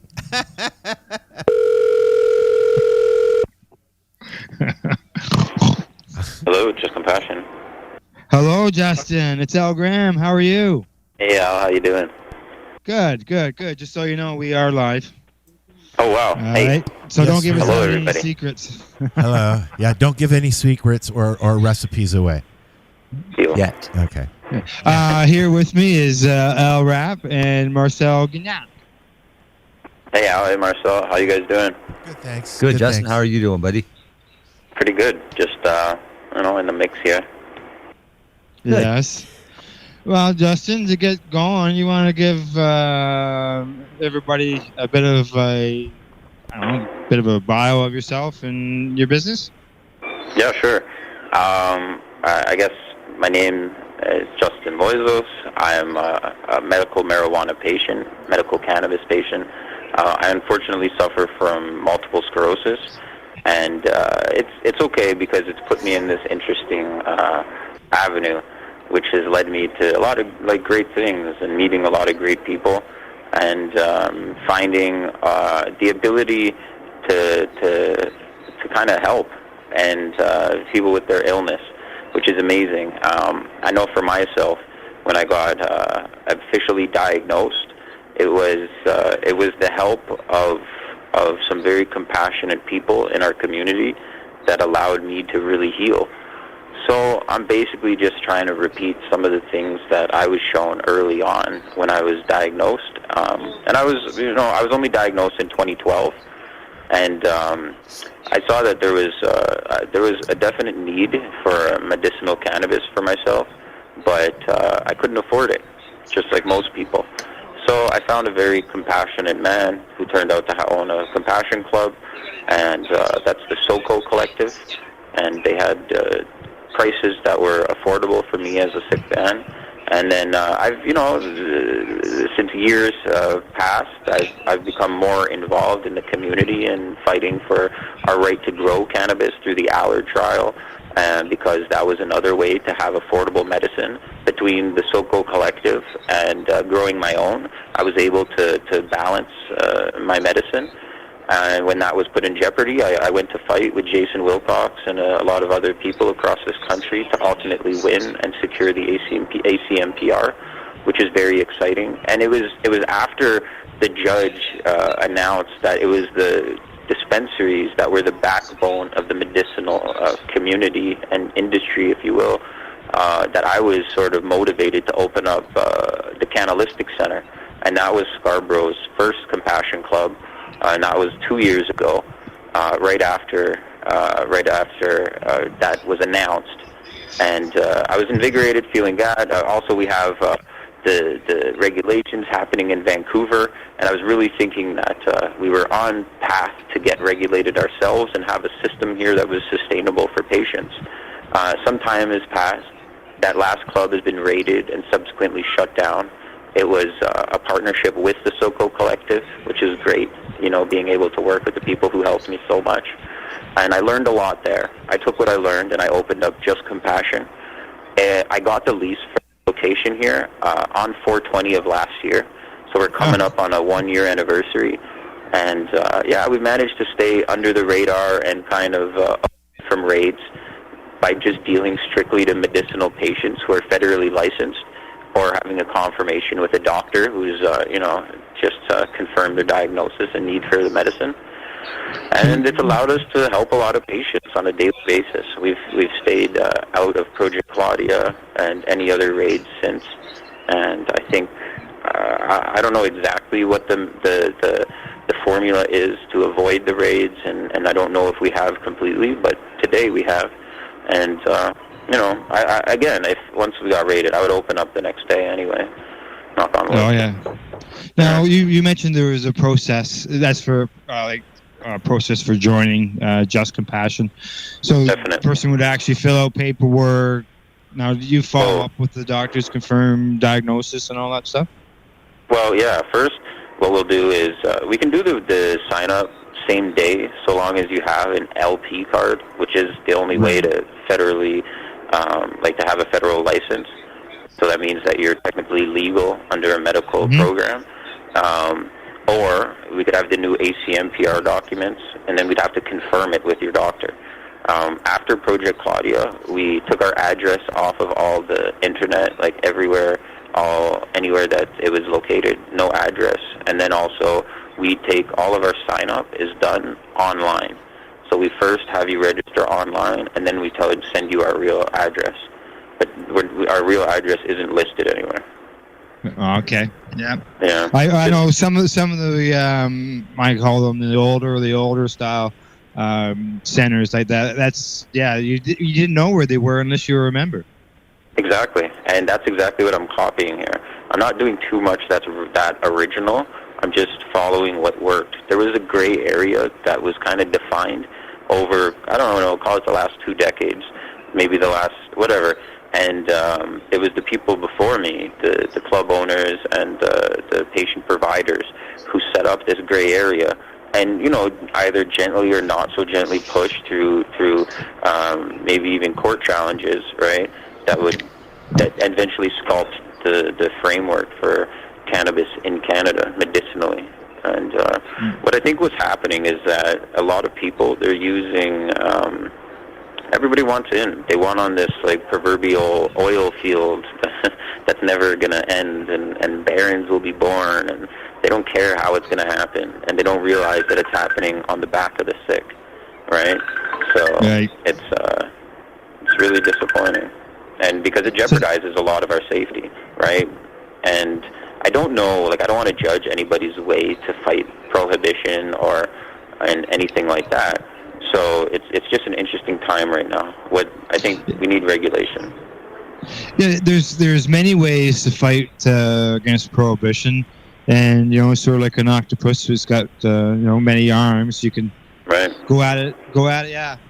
Because I understand, I know how you feel, because for years, working, talking about the medicinal benefits, talking to people at non-cannabis events, and trying to make change, and people would seem to accept that, where some people didn't seem to accept seeing people standing out on the street, protesting with joints going and everything.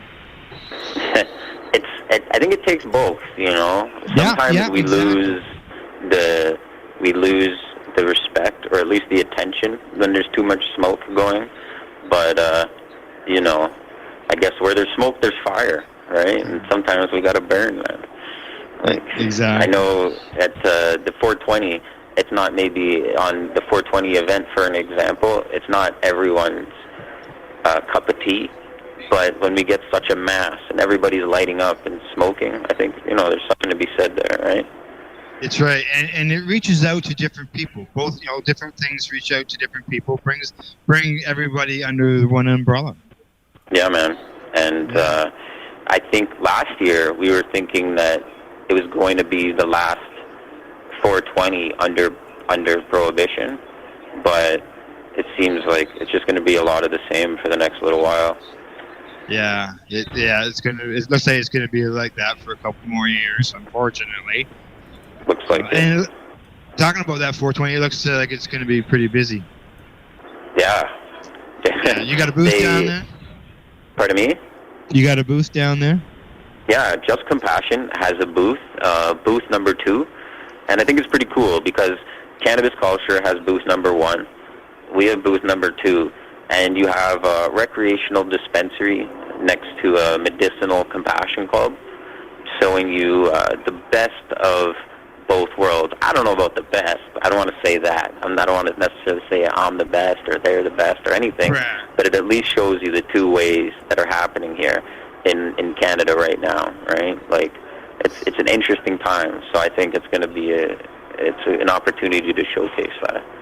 Yeah, for sure, because it's happening, it's coming, Right, but they don't want it the way we want it. That's the problem. No. Like, and I think that's why we saw the raids on Cannabis Culture, right? Yeah, and I did. It was probably about a month or two ago. I was looking up some stuff online, and I checked out back when alcohol prohibition ended. What happened then? Did all the backyard alcohol stills become legal, or did they go around and shut everybody down and get everybody under a legal regime by application processes, so on and so forth? And that's what it was. They basically got everybody under a legal system. So I'm sort of looking at this. Is it the same thing all over again? Coming out trying to shut everybody down before they bring in their own system. Which actually, by the way, as you were probably aware, they went around to the compassion centers and talked to them to see how they're operating to get some of this all going. So when it comes to a compassion center, when it comes to the compassion center, what would you say would be your typical patient? Like, some people might think that you got young people always smoke all the time, and so what would you say would be your typical patient as far as idea of age, I guess, and just regular people? Well, I think that at Just Compassion, our typical patient is your typical person, right? Yeah. Like, we have a general our demographic, like who we reach out to, seem to be more mature males, like late 30s, early 40s seems to be the general, and then it just goes all across the board. Where I just noticed we have a very mature membership base here, and a lot of our membership appreciate that. Not to say we don't have young people here, but that's not the majority of our patients. And I think that we don't, we play classical music here. We don't use slang terms. We try to teach the medicinal benefits of the plants. I have consultations with patients, especially if they want something over, if you're going to seek an ounce or something more. On your first visit, we want to get to know you, what you need. If you want your daily first prescription, like your monthly prescription, we're definitely going to sit down with you and get to know you. So not say maybe some younger patients that aren't fully comfortable with their prescription are not going to be comfortable sitting down with real patients explaining why they're using so much medicine. So I think we really don't, we have an opportunity, I worry about resale, right? Like I offer compassionate pricing to patients, and I don't want to see that exploited. So, and one of the ways in doing that is screening, and but in doing so, I think we lose a bit on our membership base, and that's okay. We're really here for patients and trying to protect our membership base.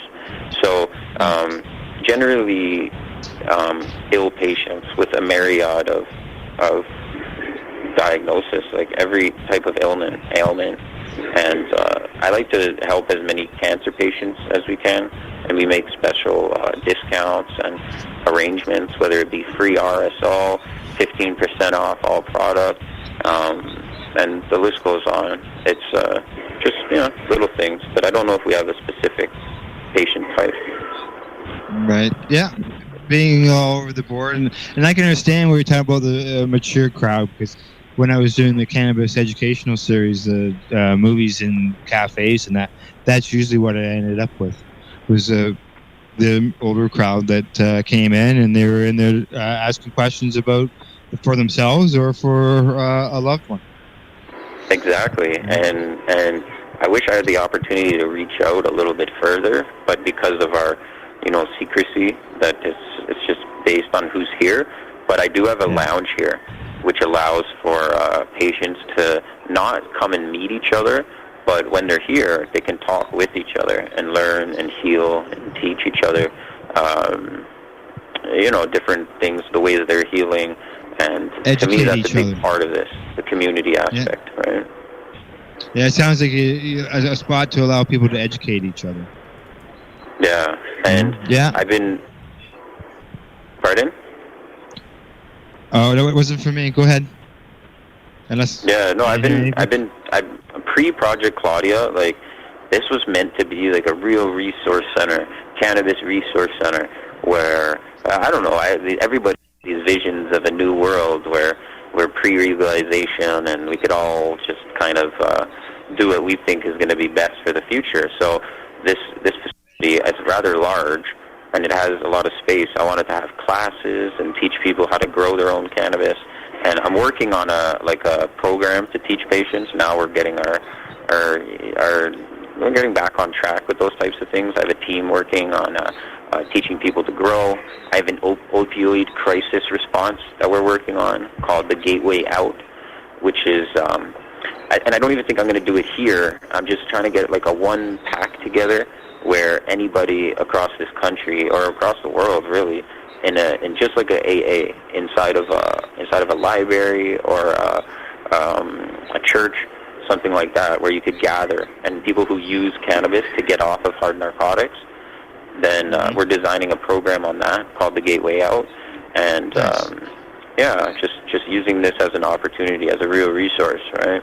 And the raids 1 year ago really hindered that from happening, and I hope that it doesn't happen again. It's as far as with the opioids and the cannabis, it's such a benefit for the person obviously who uses cannabis, and as you say, it's a gateway out of those drugs. Yeah. I've got a friend who that's what they did. They used cannabis as a gateway out, and they're involved in the cannabis community. They're helping patients now. Right. You know, yeah. They're not what people would. Yeah. Yeah, it seems like as soon as you understand its power and then you've seen it help yourself, you want to help others, right? You want to spread the knowledge, like you said, at least. And like you said at the you asked me about the type of people we get in here. That's what kind of initiated this, was that there's a lot of patients who are using it because directly to get off of, a lot of them are just having problems with the prescriptions that they've been issued over the course of their illness, right? Opioids, Percocets, nothing more than just overprescription, and they're just having problems with it. So they're finding that the cannabis is really helping. They just need better information on how and support.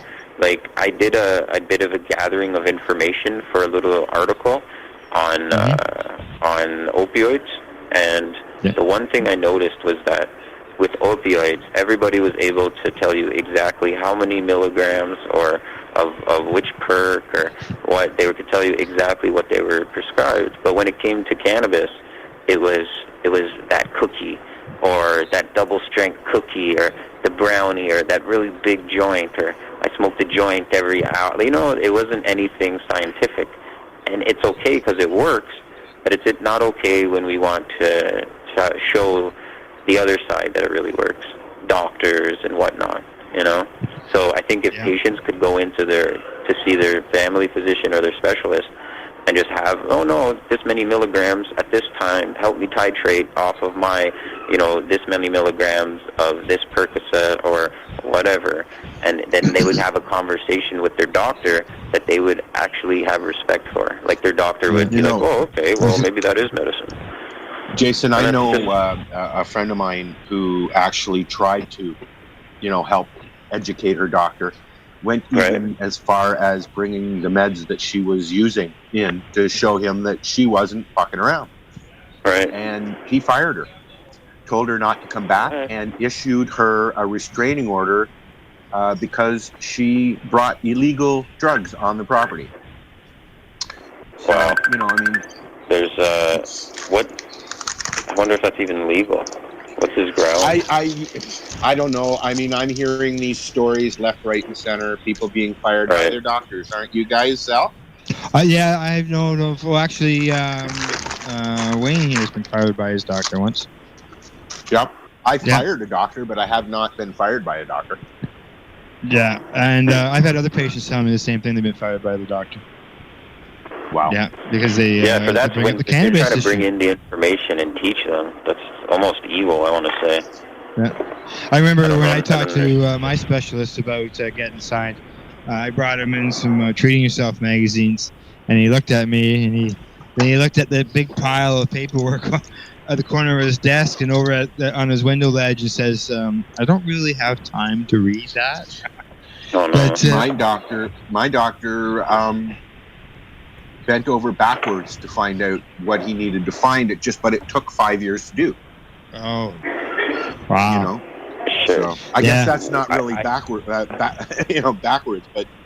or whatever the saying is. But I'm not liking what I'm hearing about doctors now. I mean, that's like our biggest problem, I think, with access. I've been seeing a new doctor for the last 2 years now, and she's not laid her hand on me once. And that's the way doctors are now. They don't touch their patients. They send them to specialists. That's it. Just write a note. Send you somewhere else. Write a note. Somewhere else. Yep. Yeah. Exactly. Yeah. Move down the line. The specialists, they don't want to talk to each other. So I have a particular illness, obviously the MS, but then you get sub things, and you try to track it. Is it a reaction to a drug? Is it that? But none of the doctors want to talk to each other because I don't know why, but it makes it very frustrating. So it's hard enough that they don't want to accept cannabis, but a lot of doctors won't.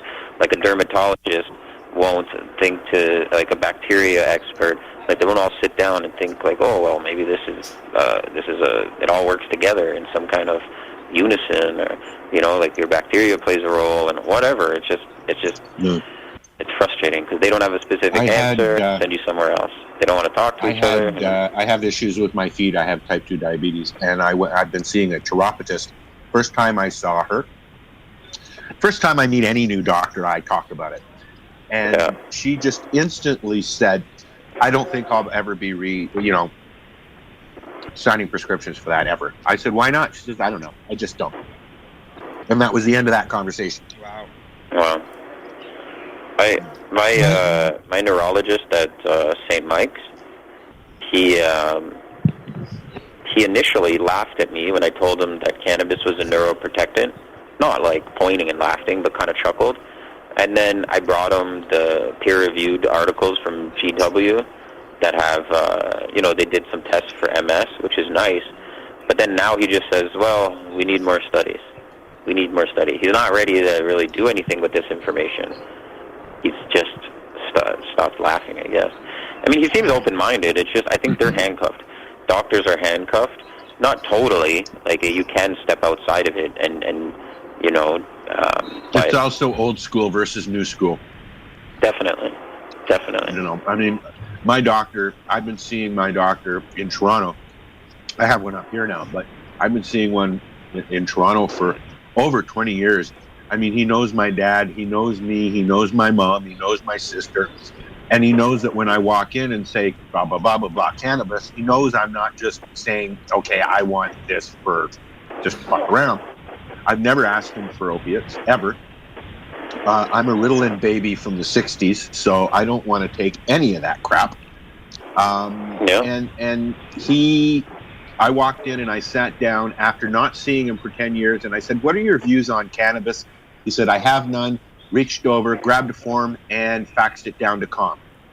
But he wouldn't sign my papers for 5 years because he didn't know doses. And I think that a lot of people are finding that now with their general practitioners. They don't know shit about doses, so they're going to send you to a clinic, and unfortunately that clinic is going to send you to an LP or charge you, $300, $400, $500. Yeah, and then make a cut off of every one of your purchases. Right? In most Or the cases, that LP clinic is doesn't know doses either. having contracts with these clinics so that they're making profit off of you buying your medicine. It's disgusting.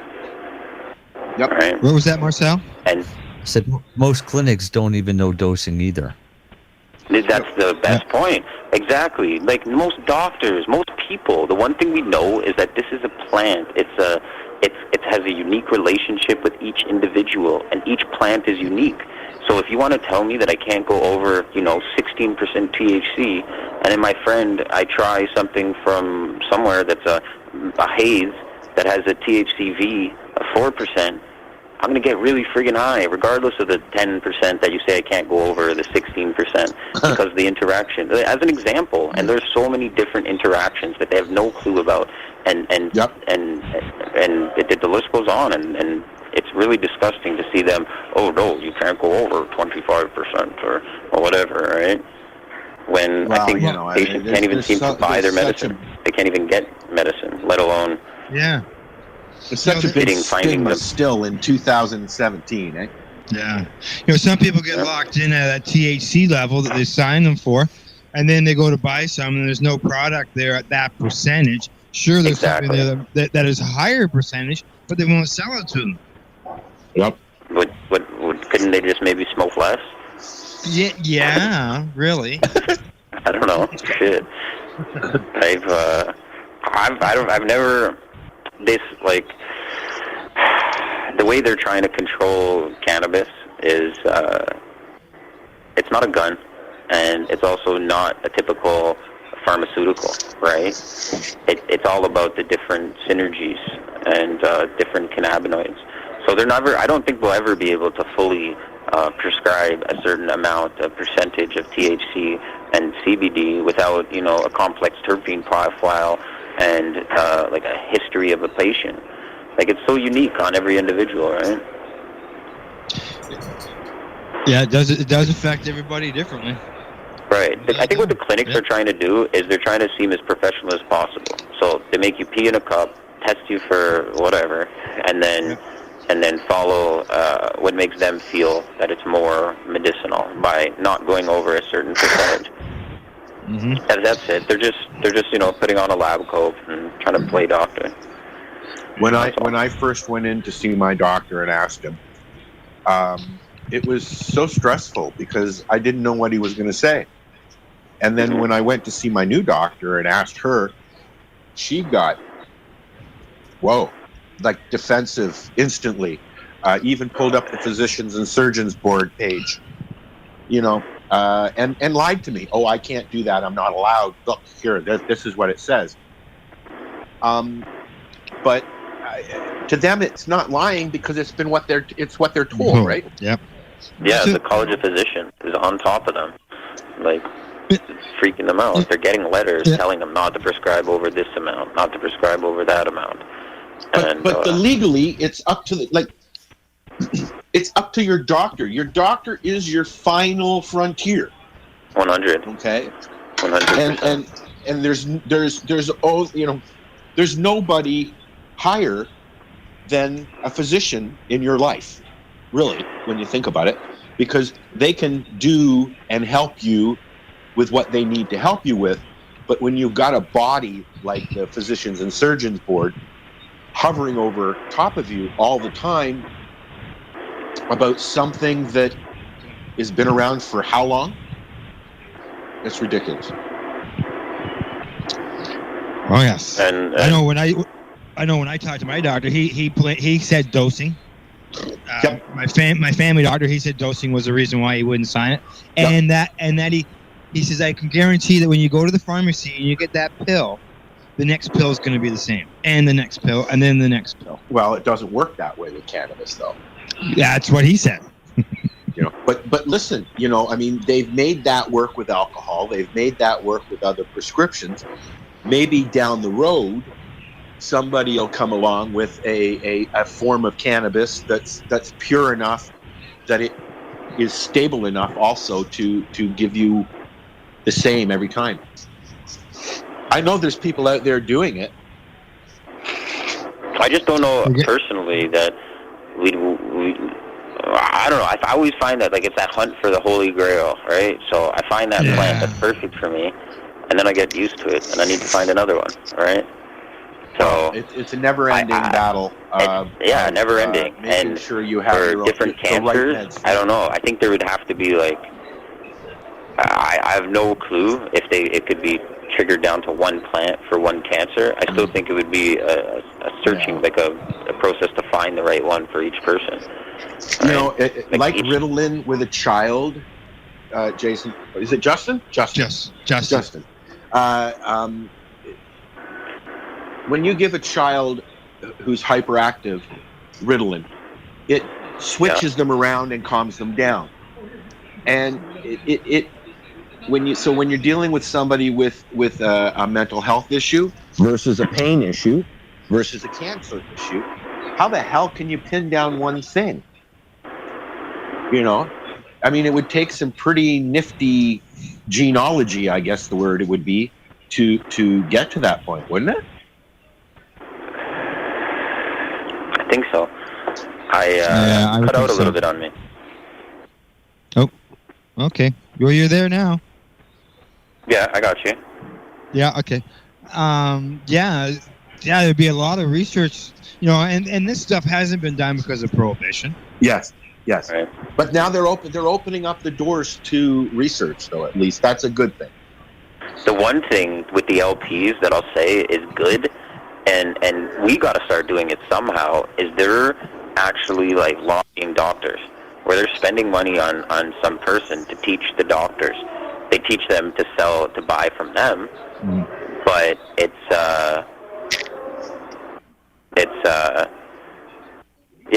sorry, I just heard somebody here. You go into the doctors and promoting compassion centers instead of promoting the products of the LP. You can promote just the medicine as a whole. Leave it to a patient to have options, right? Yeah, have a compassion center, have a booth in the pamphlets where we can educate other, just to look, there's other options. But the one good thing is that right now the LPs are teaching doctors that cannabis does have medicinal value. That is good, right? Yeah. Oh, yeah, that part's good. That way it'll help when the patient approaches the doctor, as far as talking with them about it. Pardon me? It would help. It would help when the patient goes to the doctor for the first time. Like Al had mentioned, being really nervous and concerned the first time because he didn't know how the doctor was going to react. But if the doctor's got some education behind him on that, however he got it, it should make it easier for the patient when they first bring it up. Exactly. It's not. Yeah. It doesn't help that Health Canada is backpedaling with what they say. I mean, if you look at the website, they don't condone using cannabis. Oh no. Okay. No. And in fact, I think that there's probably somewhere on there that'll tell you the only reason that you're allowed to do this is because of a court case. That's right. So. And that's what usually is what is included in some of that information. I remember when we got our MMAR papers. Like half or more of it was just all. There was 20 or so pages. Yeah. Yeah, and it was all about we don't support this, we don't support that, and we don't recognize this, and no studies. And did you get your certificate back yet? Oh? Who, me? Yeah. No, I'm under the injunction. Oh, you stayed under the injunction. Oh yeah. Okay. Unless you got to change your documentation, there's no reason to leave the injunction. You see, I went to the ACMPR because I want to grow my own, and that's the only reason I would. Otherwise, I would. But I've also heard that whether or not you go into the ACMPR, you're still under that injunction. That still is valid. Is that not the case? Justin? Yeah, the injunction's covered, and you're still covered under the injunction. Even if you get, like, John Conroy has advised to actually participate in the ACMPR. Now, that's where I can't really say much. Like, I don't want to advise anybody. What you do is check out John Conroy's website, and he has the latest posts. But you are able to still hold your MMAR and acquire an ACMPR. It's just, even myself, I have my own, hesitations with that. With the ACMPR, it's local authorities allowed in your home or wherever you decide to grow to just, inspect. And I suppose that's okay, but I enjoyed the aspect of not having armed guards coming to my home when they feel. And just because it's not a gun, right? Well, I don't have firearms in my house. I have fucking cannabis plants. We've had no need to come and investigate them at your leisure. So I want to stay under the MMAR for as long as I can. We've had the conversation about, even when I get my certificate, going to the police department here in town and saying, "Here you go, guys, don't bug me." But then, like, that's like outing yourself. Well, I know some people who have larger grows, like people who are, like, I grow at home with a couple lights, right? It's not enough for my medicine. And anyway, some people have direct lines to the police department. Like, if, you have your security system set up, so if you try to break in, then the cops are there. Like, they're getting called. It doesn't go to a security team. It goes right to the cops. Oh, really? So you can have that. Well, things are changing. I mean, this week we have insurance. Maybe next week we'll have our own police department. Yeah, man. Maybe. I guess, Justin, I've been your patient and stuff. And last I had talked to you about your cannabis use and stuff like that. You had quite the diet of making sure that you got piles of cannabinoids into you. You still doing that? Cannabis, yes. Vegetables, not as much. I think it's just as important, But with a busy lifestyle, I haven't been eating as many vegetables. So I try to have about 1,000 milligrams of THC a day. If I can get 1,000 milligrams of CBD as well, it's a great. And I found my best health to come in that range. But that 1,000 milligrams of CBD a day is always very difficult. So I'm still megadosing cannabis every day in different forms, generally capsules of RSO. Yeah. Yeah, keeps me going. I got really sick for a while, and as it goes, but thankfully I have cannabis, right? Like, I need it on a daily basis. If I don't have that 1,000 milligrams, I could probably get away with, maybe 4. I don't know exactly the lowest I could get away with, but I think I could cut it down quite a bit. Like, if we're talking just like getting through a day, still in pain, and just maybe staying in bed, but to be able to function and to work and to do what I need to do in a day, it takes about 1,000 milligrams. So how would you consume that? I start off in the morning. I generally a dab, just for that instant effect, right? Depending, and then my first dose. Generally I dose capsules. So I have like a jar of capsules, just like pills, that we make with RSO. I put into capsules, and then I keep it with me. Every 4 to 6 hours, I take a pill. Sometimes between it, I smoke a joint or hit a dab. But generally, it's just the pills that I take every 4 to 6 hours. Marcel. Marcel. That's sort of why I brought that up. Because I know Marcel did a lot of heavy dosing too. Yeah, but he's yes, back. and then he figured out how to make it work. I was just going to say that. Well, once I learned the science and how to make it work effectively, that I was able to. Actually, I had no choice. I had to cut back. Yeah. Because I made it too strong. You know that Marcel does have MS as well, eh, Justin? Mine's pretty much gone now. I literally burn it out. Yeah, I literally have 0 symptoms. Amazing. Other than maybe slight fatigue at the end of a day due to probably more muscle loss than anything.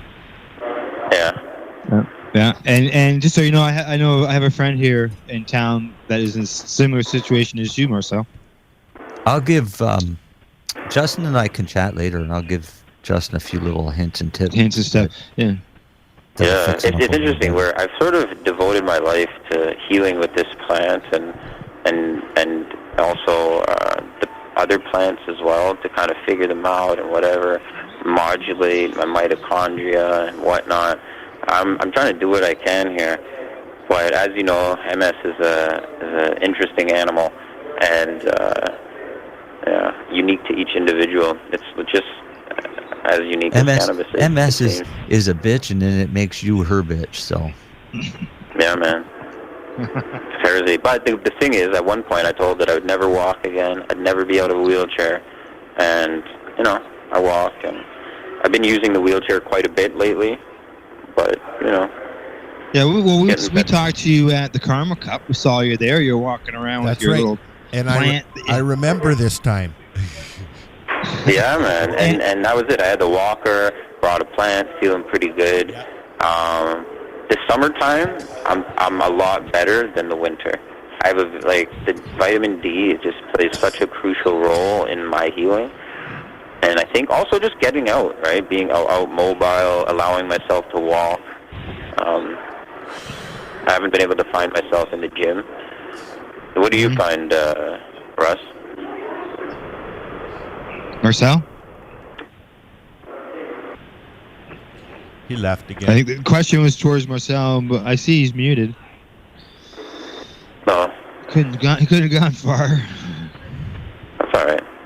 No problem. But yeah, so I don't know. I try and monitor what I can, and try to take. I went 2.5 years not eating any sugar, any wheat, or anything. Right, as healthy as I could, but I still found myself relapsing quite a bit. So I don't know if that's necessarily the cure, but it really helps in day-to-day life and your bowel movement as well, which is incredibly important. And also I feel that with cannabis, it's important to have primed receptors, and that's why you need to eat a lot of nutrients. Yeah, for sure. Okay. Let's see. I got left on my question list here. We're seeing. I saw actually an announcement by the CMCAD. This is the Medicinal Cannabis Compassion Center, some association that covers the country. I don't know. Where? What is it? What was it? The first bit of it? Yeah, I can't remember the exact initials, but it was in the news. Yeah, let me check to see if I can get. But what it is they are talking about arranging some type of testing system for the compassion clubs In Canada? Yeah. It's available. I don't know about if someone's going to do it as a like a program that's effective. I don't know much about it. I haven't heard about it, but I think it's smart. One thing I'm trying to do personally is move into a more cooperative style, go off the radar, take my patient base, grow for each other, and make sure everything's tested within our cooperative, right? And I think that will help. The one thing we do need is some regulation. No one's denying that, right? But we don't need, like I said, to treat it like a gun. And if there's an organization, I'm going to look into it. I don't know. I'm going to try and see if I could reach out and see exactly how they're going about it. But it'd be nice if we could have all of our cannabis tested. Yeah. That way everybody would know what they were getting. I know for the longest time, nobody ever had that concern. Pardon me? I know for the longest time, nobody ever had that concern. No, but with the ACMPR, we actually have the option. Like, we've been able to get it before, but can you trust it, right? Like, we always wondered, can we trust these tests? And now, patients are allowed to have their medicine tested, not just the LPs. One of the good things with the ACMPR. Yeah, we got like seven or eight places that we can get our stuff tested at. Yeah, it's not cheap though. No, it's. I did a quick review of some of them, and it was like $500 plus. Did any of them have like bulk pricing? If we like maybe went in, maybe that's what that group's doing, where they have a group power buying. We all go in together, then we get a lower rate kind of thing. Okay, I found the article I was talking about. It's on the Wire service. It was the Canadian Association of Medical Cannabis Dispensaries, CAMCD. Oh, okay, and so they're trying to set up some type of testing standards. I like it. I like it. Yeah. I got to know them a little bit in the beginning with Project Claudia, and I think they're good people. With and if they're initiating something like this, that's exciting. We should get in touch and see exactly what it's about. Can you do you have that posted anywhere, the article? Yeah, actually, I just sent it to you. Nice, thank you. You'll find it on your. Yeah, we're pretty quick around here, Justin. Awesome, got it. Yeah, because it's we are hearing about that more and more all the time. So, and it is nice, even though somebody can say their product is such and such a thing. This backs it up, because anybody can say, "Oh, I got 25% THC in my buds here," and in fact, it could be like friggin' 10%. Yeah, man. You know what I found funny though is I try and get everyone little. I like to ask patients. A lot of my patients are licensed through the LPs, so they do get their medicine from them, and I ask them to review and whatnot. And I found that one strain, if one batch it comes in at 18% and one batch it comes in at 20%, that no one really notices that much of a difference, And I'm just trying to get these kind of patient perspectives on analysis. I think that it's, again, we were talking a little bit about how the doctors are trying to prescribe it, but if you have someone with the same strain, the same terpene profile, the same genetics, it's the same strain, it was just grown a little differently, but you had the same medicinal value, but this cannabinoid percentage is off. How much credence can we lend to cannabinoid percentages in the first place on specifics to say you can't go over 19% or you can't go over 18 specifically, right? I don't know. Yeah, exactly. And that's what I've been told in the past by some of the researchers was that it's the makeup of the plant. It's not just the THC, or it's not just this. It's the makeup of everything. And I guess when you look at the pharmaceutical end of things, they make just the pharmaceutical THC, and they're not putting any of the other parts of the plant in there. Well, that's why it doesn't work. I haven't had to take it. Well, as I think it was Dr. Abrams had said in one of the movies, in a poll, if you ask a patient, would you rather have pharmaceutical cannabis or would you rather have the whole plant material? We know which one wins, right? The whole plant material. Definitely, yeah. Yeah. So. And even here, I do like little demonstrations where I'll take out shatter, RSO, and distillate. So I have distillate for $60 a gram, pure THC pretty much. And then I have RSO for $20 a gram, which is the full plant profile.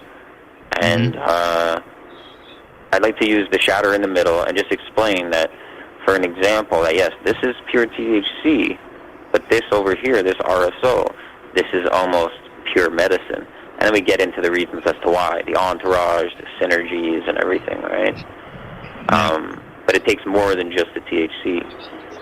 You need the full plant, like you said, terpenes and whatnot. It's pretty neat. Like you can have different terpenes and add terpenes and this and that, but the real medicine is in the RSO, for an example, right? Yeah, exactly. It's got the RSO or FICO, whatever you want to call it. It's the whole plant in there. It's just changed over now. Yeah, for sure. What we need. And the distillate's nice. Right. Like if it has a place, but it's not quite the same. And I think maybe that's why the pharmaceutical industry has never had the results that we have had the results, because when you isolate any cannabinoid, it doesn't have the same effect. But combination. If you could come up with a process that gives you a combination of this, that, and the other at a sustained level every time, then I think you got a winner. Right? Ta-da! Hello, Marcel. There's where Marcel comes in. You got a winner. Enter Marcel. Oh, sure. I missed it. Yeah, well, Justin, have you ever met Marcel or vice versa? We've had Justin on the show before, but Justin and I haven't had a chance to sit down and actually talk. Okay, yeah. I have a gab, that's for sure. You find that, you can help each other. Yeah, man. Right. Hard to hear you, Marcel. Does anybody have any more questions for Justin? Where's those crickets? Chirp, chirp, chirp, chirp, chirp, chirp. chirp, chirp. Okay, Justin. It's not that we don't really have any questions for you, Justin, because we think you're boring. We think you've answered pretty much everything we could ask. Yeah, exactly. How would somebody get a hold of you or Just Compassion in order to see about your services? Oh, all right. Yeah. Thanks, by the way, Marcella. Oh. And just www.justcompassion.ca, and we do all the pre-registration on there. But then I'm on Instagram and whatnot. You can go just Justin Loizos, Loizos, and I'm pretty active on there, and I like to keep people up to date. And I have a bunch of exciting announcements coming soon. I'm opening up a Just Compassion in Scarborough. I'm going to be doing a little podcast myself, and since I don't have enough space for my garden, I'm going to be doing a larger garden under the ACMPR for nervous moments. But stuff to look forward to. So I'm going to be filming it and trying to educate people on how to grow their own medicine. Nice. Very good. Man. That's right. And thanks, man. 'Cause that's the kind of things that spread the knowledge and spread the education. It makes people change the way they look at things. Thank you. Yeah, I will. Yes, sir. Yeah. Okay, Justin. And I appreciate what you guys are doing. I really do. And thank you for having me on. And I'll look forward to, keep tuning in. And yeah, man. Yeah. Kudos. Yeah, well, we appreciate you coming on and talking to the listeners and everybody here at the store. Awesome. Okay, guys. And sharing your story. Thanks. Talk to you soon, Justin. Take care. Bye. Take care. There you go. Justin Louses of Just Compassion. Justin. He's involved with the coalition and everything, and he's done a super job. He's organized events, fundraising, comedy shows, and things in order to help raise money. Awesome. And awareness. Awesome. Yeah. Awesome. Yeah. Justin was the one who got me to go to Ottawa so I could see be involved in the Supreme Court of Canada case. Watch Kurt Tusaw and all them up there arguing our case. Yeah, speaking of court, it was adjourned, and I don't know what's happened since they've been back. No. As far as updates. Well, I'm looking. Okay, hang on. I'm just getting it from Wayne. What's that? Okay, the judge is sick, so there's a 40-minute adjournment. And if he comes back, it'll proceed. If it doesn't come back, it will be adjourned.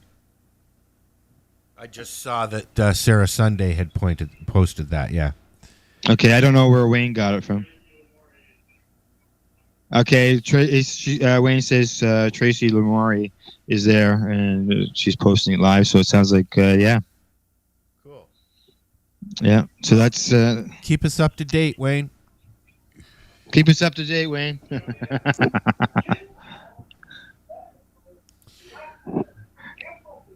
There we go. See, one customer here says that just let them all go. Let us all go. Yeah, let us all go. That's right. That's right. Free the weed, as they say. Yeah. What was that? Oh, I can't hear him. He's yelling at me across the room. Well, what he wants to know, what law are they breaking by selling cannabis? What do you mean, what law?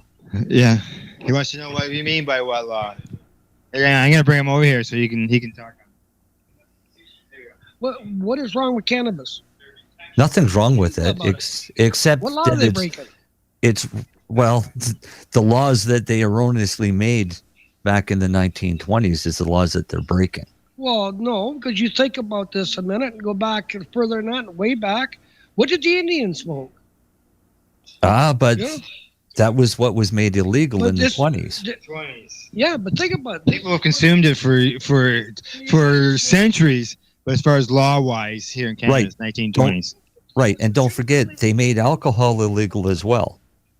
Yeah. It should have been illegal then, because if it was okay for the Indians to smoke this, and they called it tobacco, why should it have been? What's illegal about it? The fact that some business people decided that, hey, we better stop this before we lose all our profits. Those people were the people that own drugstores and stuff like that. No, actually, the drugstores used both alcohol and cannabis. The ones that really made this illegal were DuPont and Hearst with forestry and chemicals. Yeah, because the AMA argued right up to like 1942 in the U.S. to to keep it on the pharmaceutical pharmacopoeia for be access. Yeah, cannabis was the most widely used medicine in the world because it worked. Yeah, but because of the industrial properties of cannabis, namely hemp, efforts were made to make it illegal. And therefore, they come out with laws to protect those corporate interests, which most laws are designed to do, is protect corporate interests. Yeah, and we see that all the time coming up, eh? Yeah. Yeah. Trade deals. You know, when our corporation can sue a country. Yeah, exactly. Yeah. Go on. It just doesn't make sense to me. Doesn't make sense to me. It's no. So I guess we should let everybody know that they can call in here, do call-ins on Skype. Call us at Lifestyle Radio, or you can pick up the phone and call us at 1-323-795-2420. Right, guys? You gonna hear that phone ring, Hal? Ring, ring. He's camping. You hear his crickets?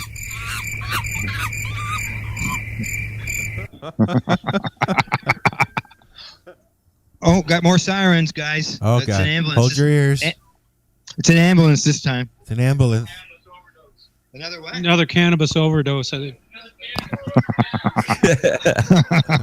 Another cannabis overdose. That's not funny, Ross. No. Did Ross do his little thing yet? No. Why not? He's sitting in the chair here right behind me. Talking. He's talking up a storm. I'll have him on here to talk about the CTCP. I know that he always talks about it on your show, but no, he doesn't actually. We don't let him talk on the show. No. Oh, okay. He just sits there and smiles funny. Yeah. Yeah. He's busy there. I should get a hold of an upcoming guest here to see what's going on. You know, I was out with the dog while you were Yeah, talking how there. was that walk? Oh man, it's cold out there. I know, eh? Jesus, it was frigid. Made my nipples go in. Insies. Yeah. So who do we got coming up next? Our next guest is Gui Rubinski, but he's going to be a little bit late. because I was allowing a lunch period in there. Well, you know what? We're gonna have to bounce off here anyways soon because we got to restart everything because we're gonna get in trouble if we don't. Yeah, that's right. We will have to do that. Well, I think maybe I could get time here to steal Ross. Yep. He's. I think so. If not, it'll tell us. Yeah. Okay. I think we've got time for Ross. I think we got time. Good time, Ross. Yeah. Okay, hang on. You got I'm him. gonna get Ross set up here. You got a minute, Ross? Got a minute, Ross?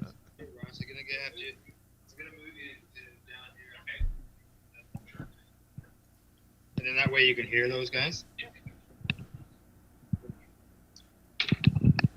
Oh, you got your splitter there, did you?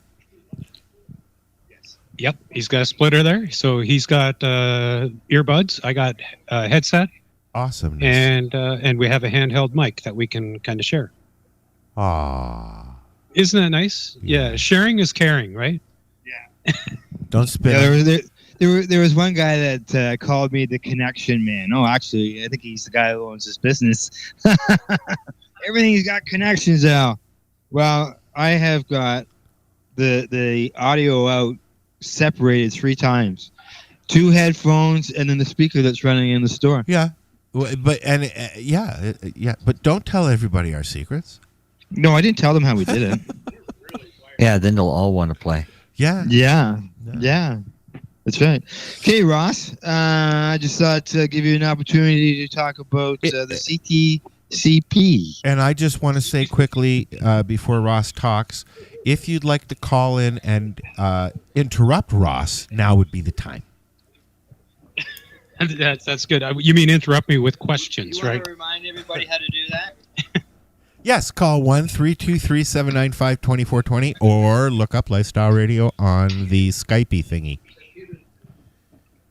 Well, let me see. I just happen to have a brochure. If you want, I can just kind of go through the brochure. Sure, although that's not very visual. It's not very visual, but I can read.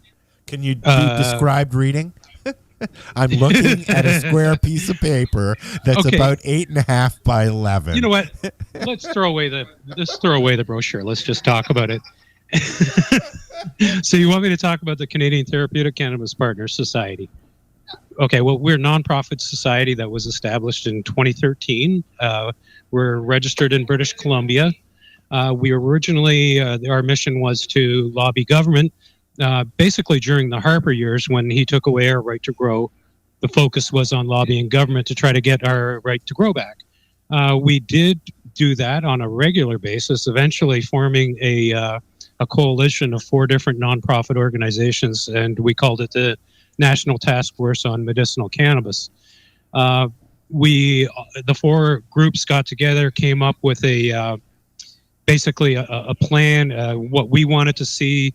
I contacted Jane Philpott and basically bugged her to death until she said, if you'll shut up, I'll give you the secret Health Canada email, and you can send your consultation document to them. So we hammered out a consultation document. We asked for a lot of things. Some of the things we did get, some of the things we didn't get.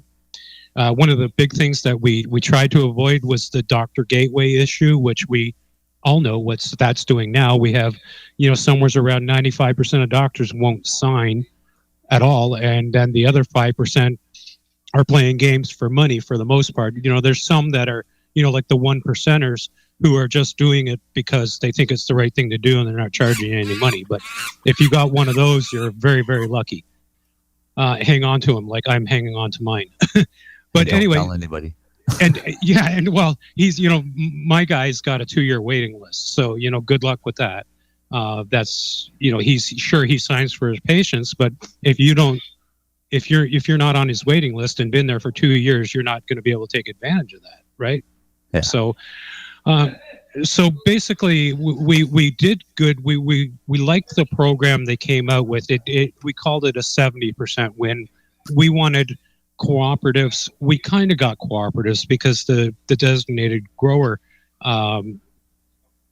section of the ACMPR does allow you to designate someone to grow for you, and you can have up to 4 licenses in a single address. So that's kind of a mini co-op. So we kind of got that, but we wanted to go with something called a certificate of diagnosis as opposed to a prescription, because a lot of the reason doctors don't want to prescribe it is because they don't know enough about it. This is what we hear, or they just don't believe in it.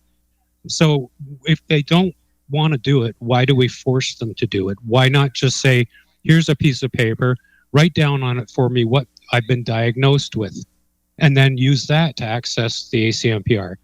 We didn't get that. They decided that in their wisdom that it's better for a doctor to prescribe it.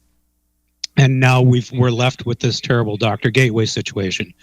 So once we got the ACMPR, we kind of achieved our initial goal of lobbying government. So we said, okay, what are we going to do now? Where do we go from here? So we're still about access. We're still advocating for access to cannabis as medicine. So in order to achieve that goal, the thing that we thought of was, if the doctors are going to be the gateway, how can we find doctors that will sign, and how can we connect patients to those doctors? So I did a lot of legwork. I talked to a lot of doctors. I talked to a lot of clinics. We went around and around. It was a very frustrating experience that lasted about 6 months before we finally hit on somebody that basically could fill the need at a reasonable cost in comparison to what you're seeing out there now. We don't, we had to struggle with that because we don't like the fact that you have to pay to play. Basically, you have to pay to get your permit. That's not what we believe in. We think every doctor should just sign for free. So it came down to a decision. What do you do? Do you walk away and turn your back on patients and say, sorry, you're on your own? Or do you say, okay, here's an option where we can connect you with the doctor. Yes, the doctor's charging a fee, but we can do it. If you want to take advantage of it, it's there. And so that's what we've done, is we've made connections with doctors. We're bringing our 3rd doctor on board now. They're doing, we're doing prescription amounts all the way from 5 grams up to 60 grams per day. And we, like I say, we've got 3 doctors now. We've had a lot of happy people. Over the last 7 weeks, we had our first clinic on January 23rd, and over the last 7 weeks, we have got medical documents for over 30 people.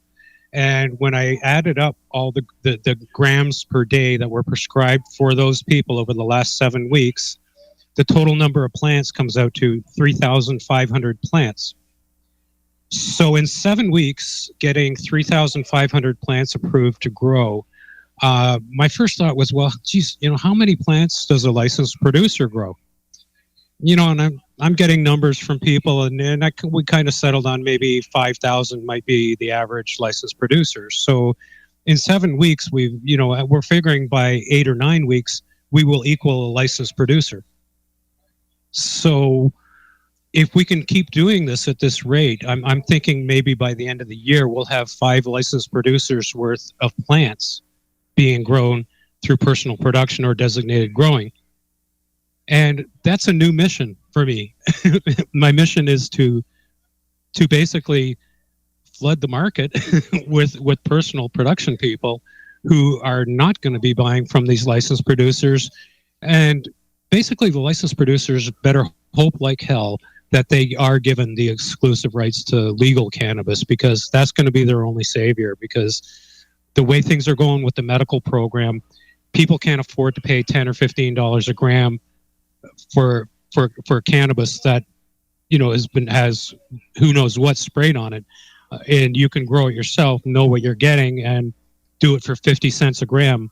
Why would you pay $10 or $15 a gram? So I kind of feel good that we're doing the right thing, and we don't promote it. It's not a business for us. We don't make money off of it, but we are facilitating patients, real sick people. We're not just taking anybody. If you've got a real medical need, we will get you hooked up with a doctor, and we'll make sure that you can grow your own for 50 cents a gram and get off of this $10 to $15 LP stuff. So that's basically where we're at right now as a nonprofit. So we do, our doctors will Skype out of province, so we can do this nationwide.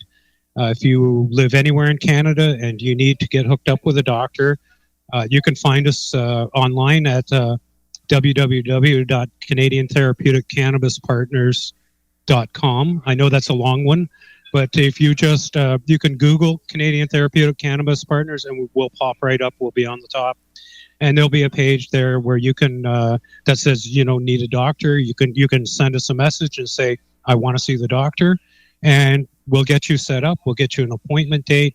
You can come into our office that has been donated for us by a local business in Belleville, and you can Skype with the doctor from there, or you can Skype from the comfort of your own home if you're in Manitoba or Saskatchewan or some other province where it's really hard to find a doctor.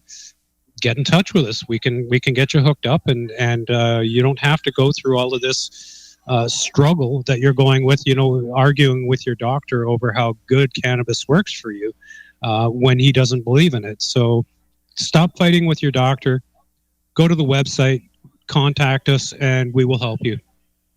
So that's pretty much it in a nutshell where we are right now. What if a patient has problems, because you guys are open, CTPs, they're one day a week, right? Actually, the office is available Monday through Saturday from 10 a.m. till 5 p.m. You can call in and just mention that you're interested in seeing the doctor. We have actually the employees of that business also double as volunteers for the nonprofit. So they are there all the time anyway, and they will answer all your questions. They will tell you what you need. They will send you the forms that need to be filled out.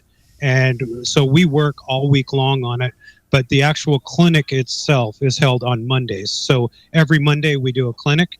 You get your paperwork into us by Wednesday, and you're set up for the next clinic on the next Monday. So call us anytime, and we'll set you up. Can I ask you a question? Go right ahead. He stopped talking. You can get one in. Okay. would you mind? Actually, it's not a question. It's more of a statement. Can you pick a we or a they, please? Who is the company? Who is the company? Yes.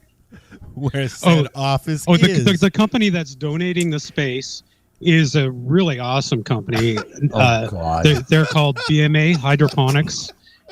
He's sitting there trying to be coy. He's going, they, and they. He's not going to say it, and then he goes, we. Okay, they, it's just semantics, right?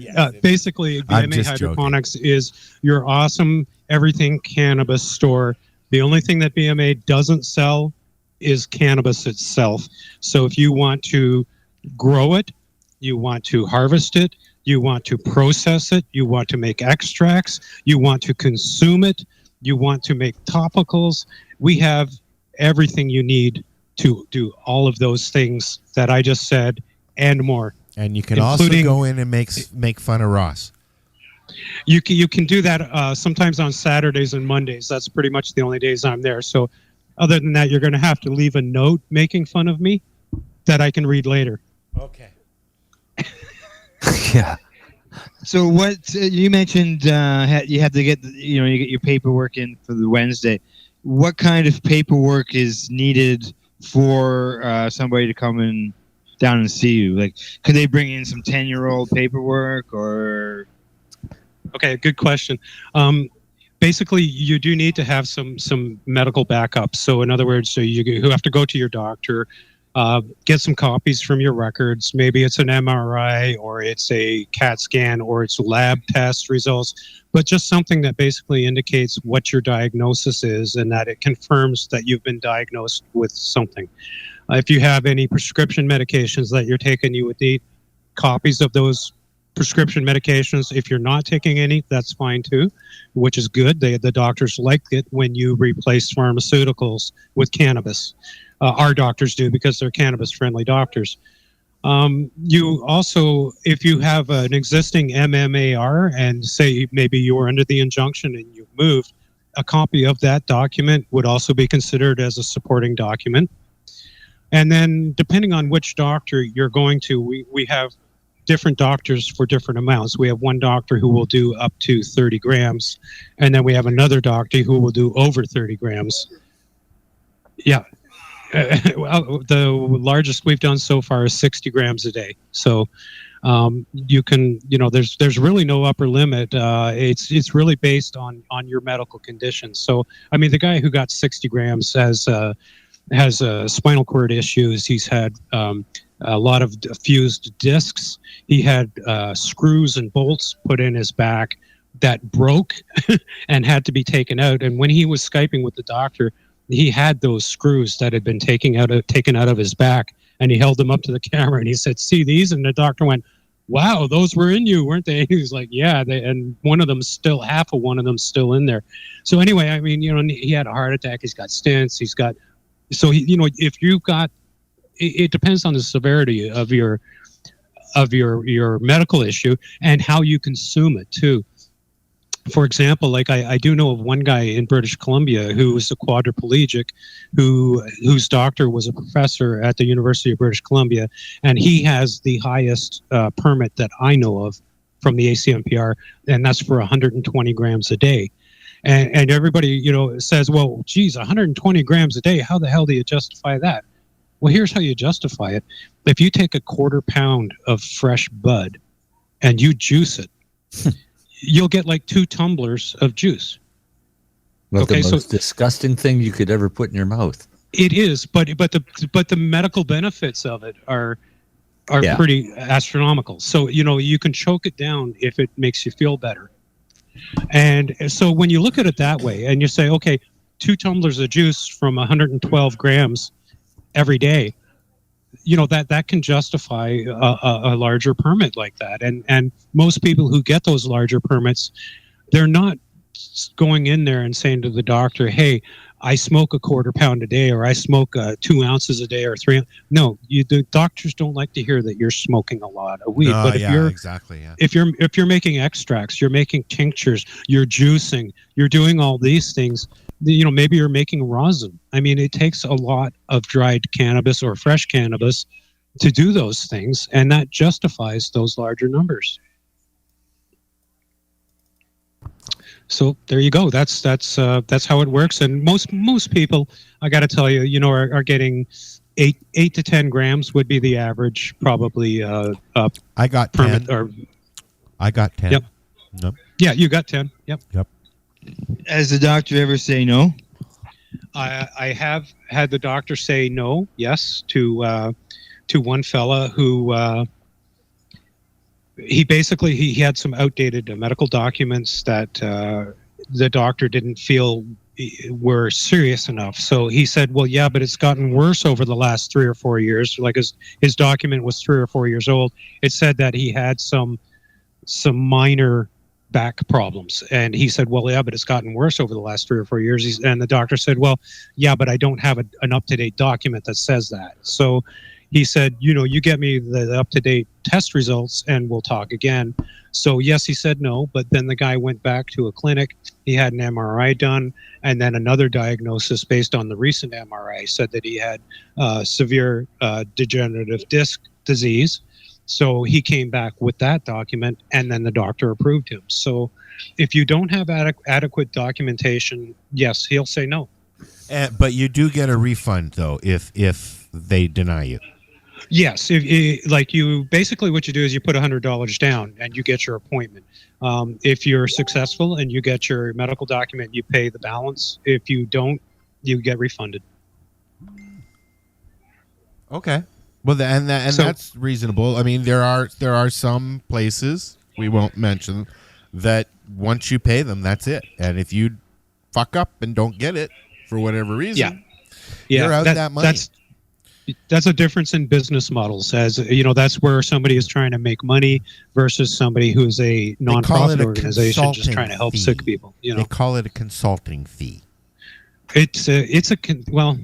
For call us, it what you want, but call it what you want. But if we make anything off of it at all, it goes back into a contingency fund that if somebody comes to us who genuinely has financial issues and serious medical problems and they need some help, we can then help them ease some of the cost because we have a little bit in the kitty. But that's how we operate. There's other people out there. We got a brochure in the mail that had been mass mailed, I think, to all the hydroponic stores across the country. I posted it online, and some people may have seen it online. But they started at, I think it was $1,500 for 10 grams and went up to 40 grams. And for 40 grams, it was $6,000. So, $6,000 for 40 grams. Yeah. Yeah. So, there's a distinct difference between people who are trying to cash in versus people who are trying to help sick people. Yeah. And we're sticking on that side of the line. We are advocates for medicinal cannabis. We help a lot of sick people feel better.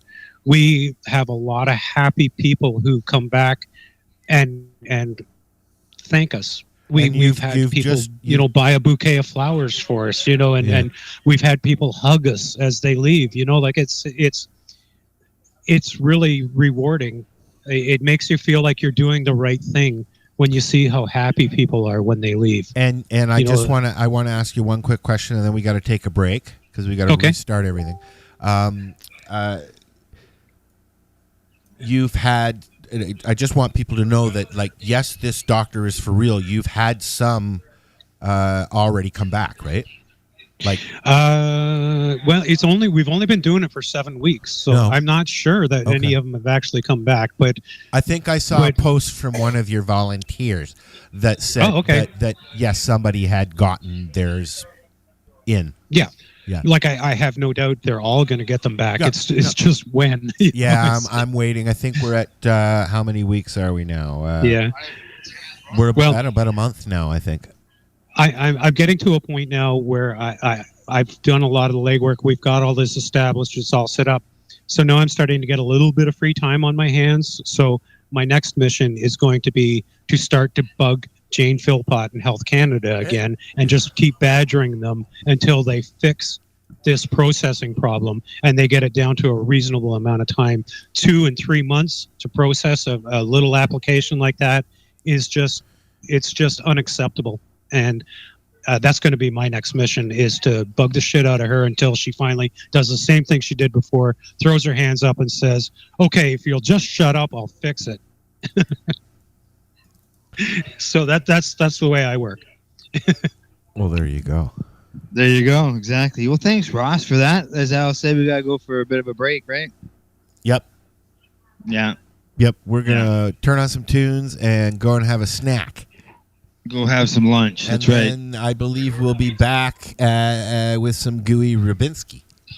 Correct. Gooey's all ready to go. I've sent him a message. He's set. He's ready. We'll after our lunch break, so on and so forth, we'll be connecting with Gooey. Yeah, we'll be back in a bit. And we're going to vape something gooey while we're on break. There you go. Yes. Being that we can't do that in the store. All righty. Okay. So see you soon. See you soon. Talk at ya. Man, have you been to Canadays yet? Canadays, Campbellford's premier cannabis culture shop at 19 Bridge Street West. They've got bongs, oil rigs, grinders, and papers. Everything you need for consumption. They've got seeds, soil, nutrients, and dome trays too. Everything you need for cultivation. Get top quality seeds from top suppliers like Canuck, Crop King, and wholesaler Nexus. Canadays. They've got all kinds of awesome cannabis novelties, clothing, and apparel. I know, right? It's a lot more than just a bong shop. Interested in gaining legal access? Canadays can help. They're a PACE information center. You know, people advocating cannabis education. Come by the shop and check it out. 19 Bridge Street West, Campbellford. Canadays. Have your say without saying a word.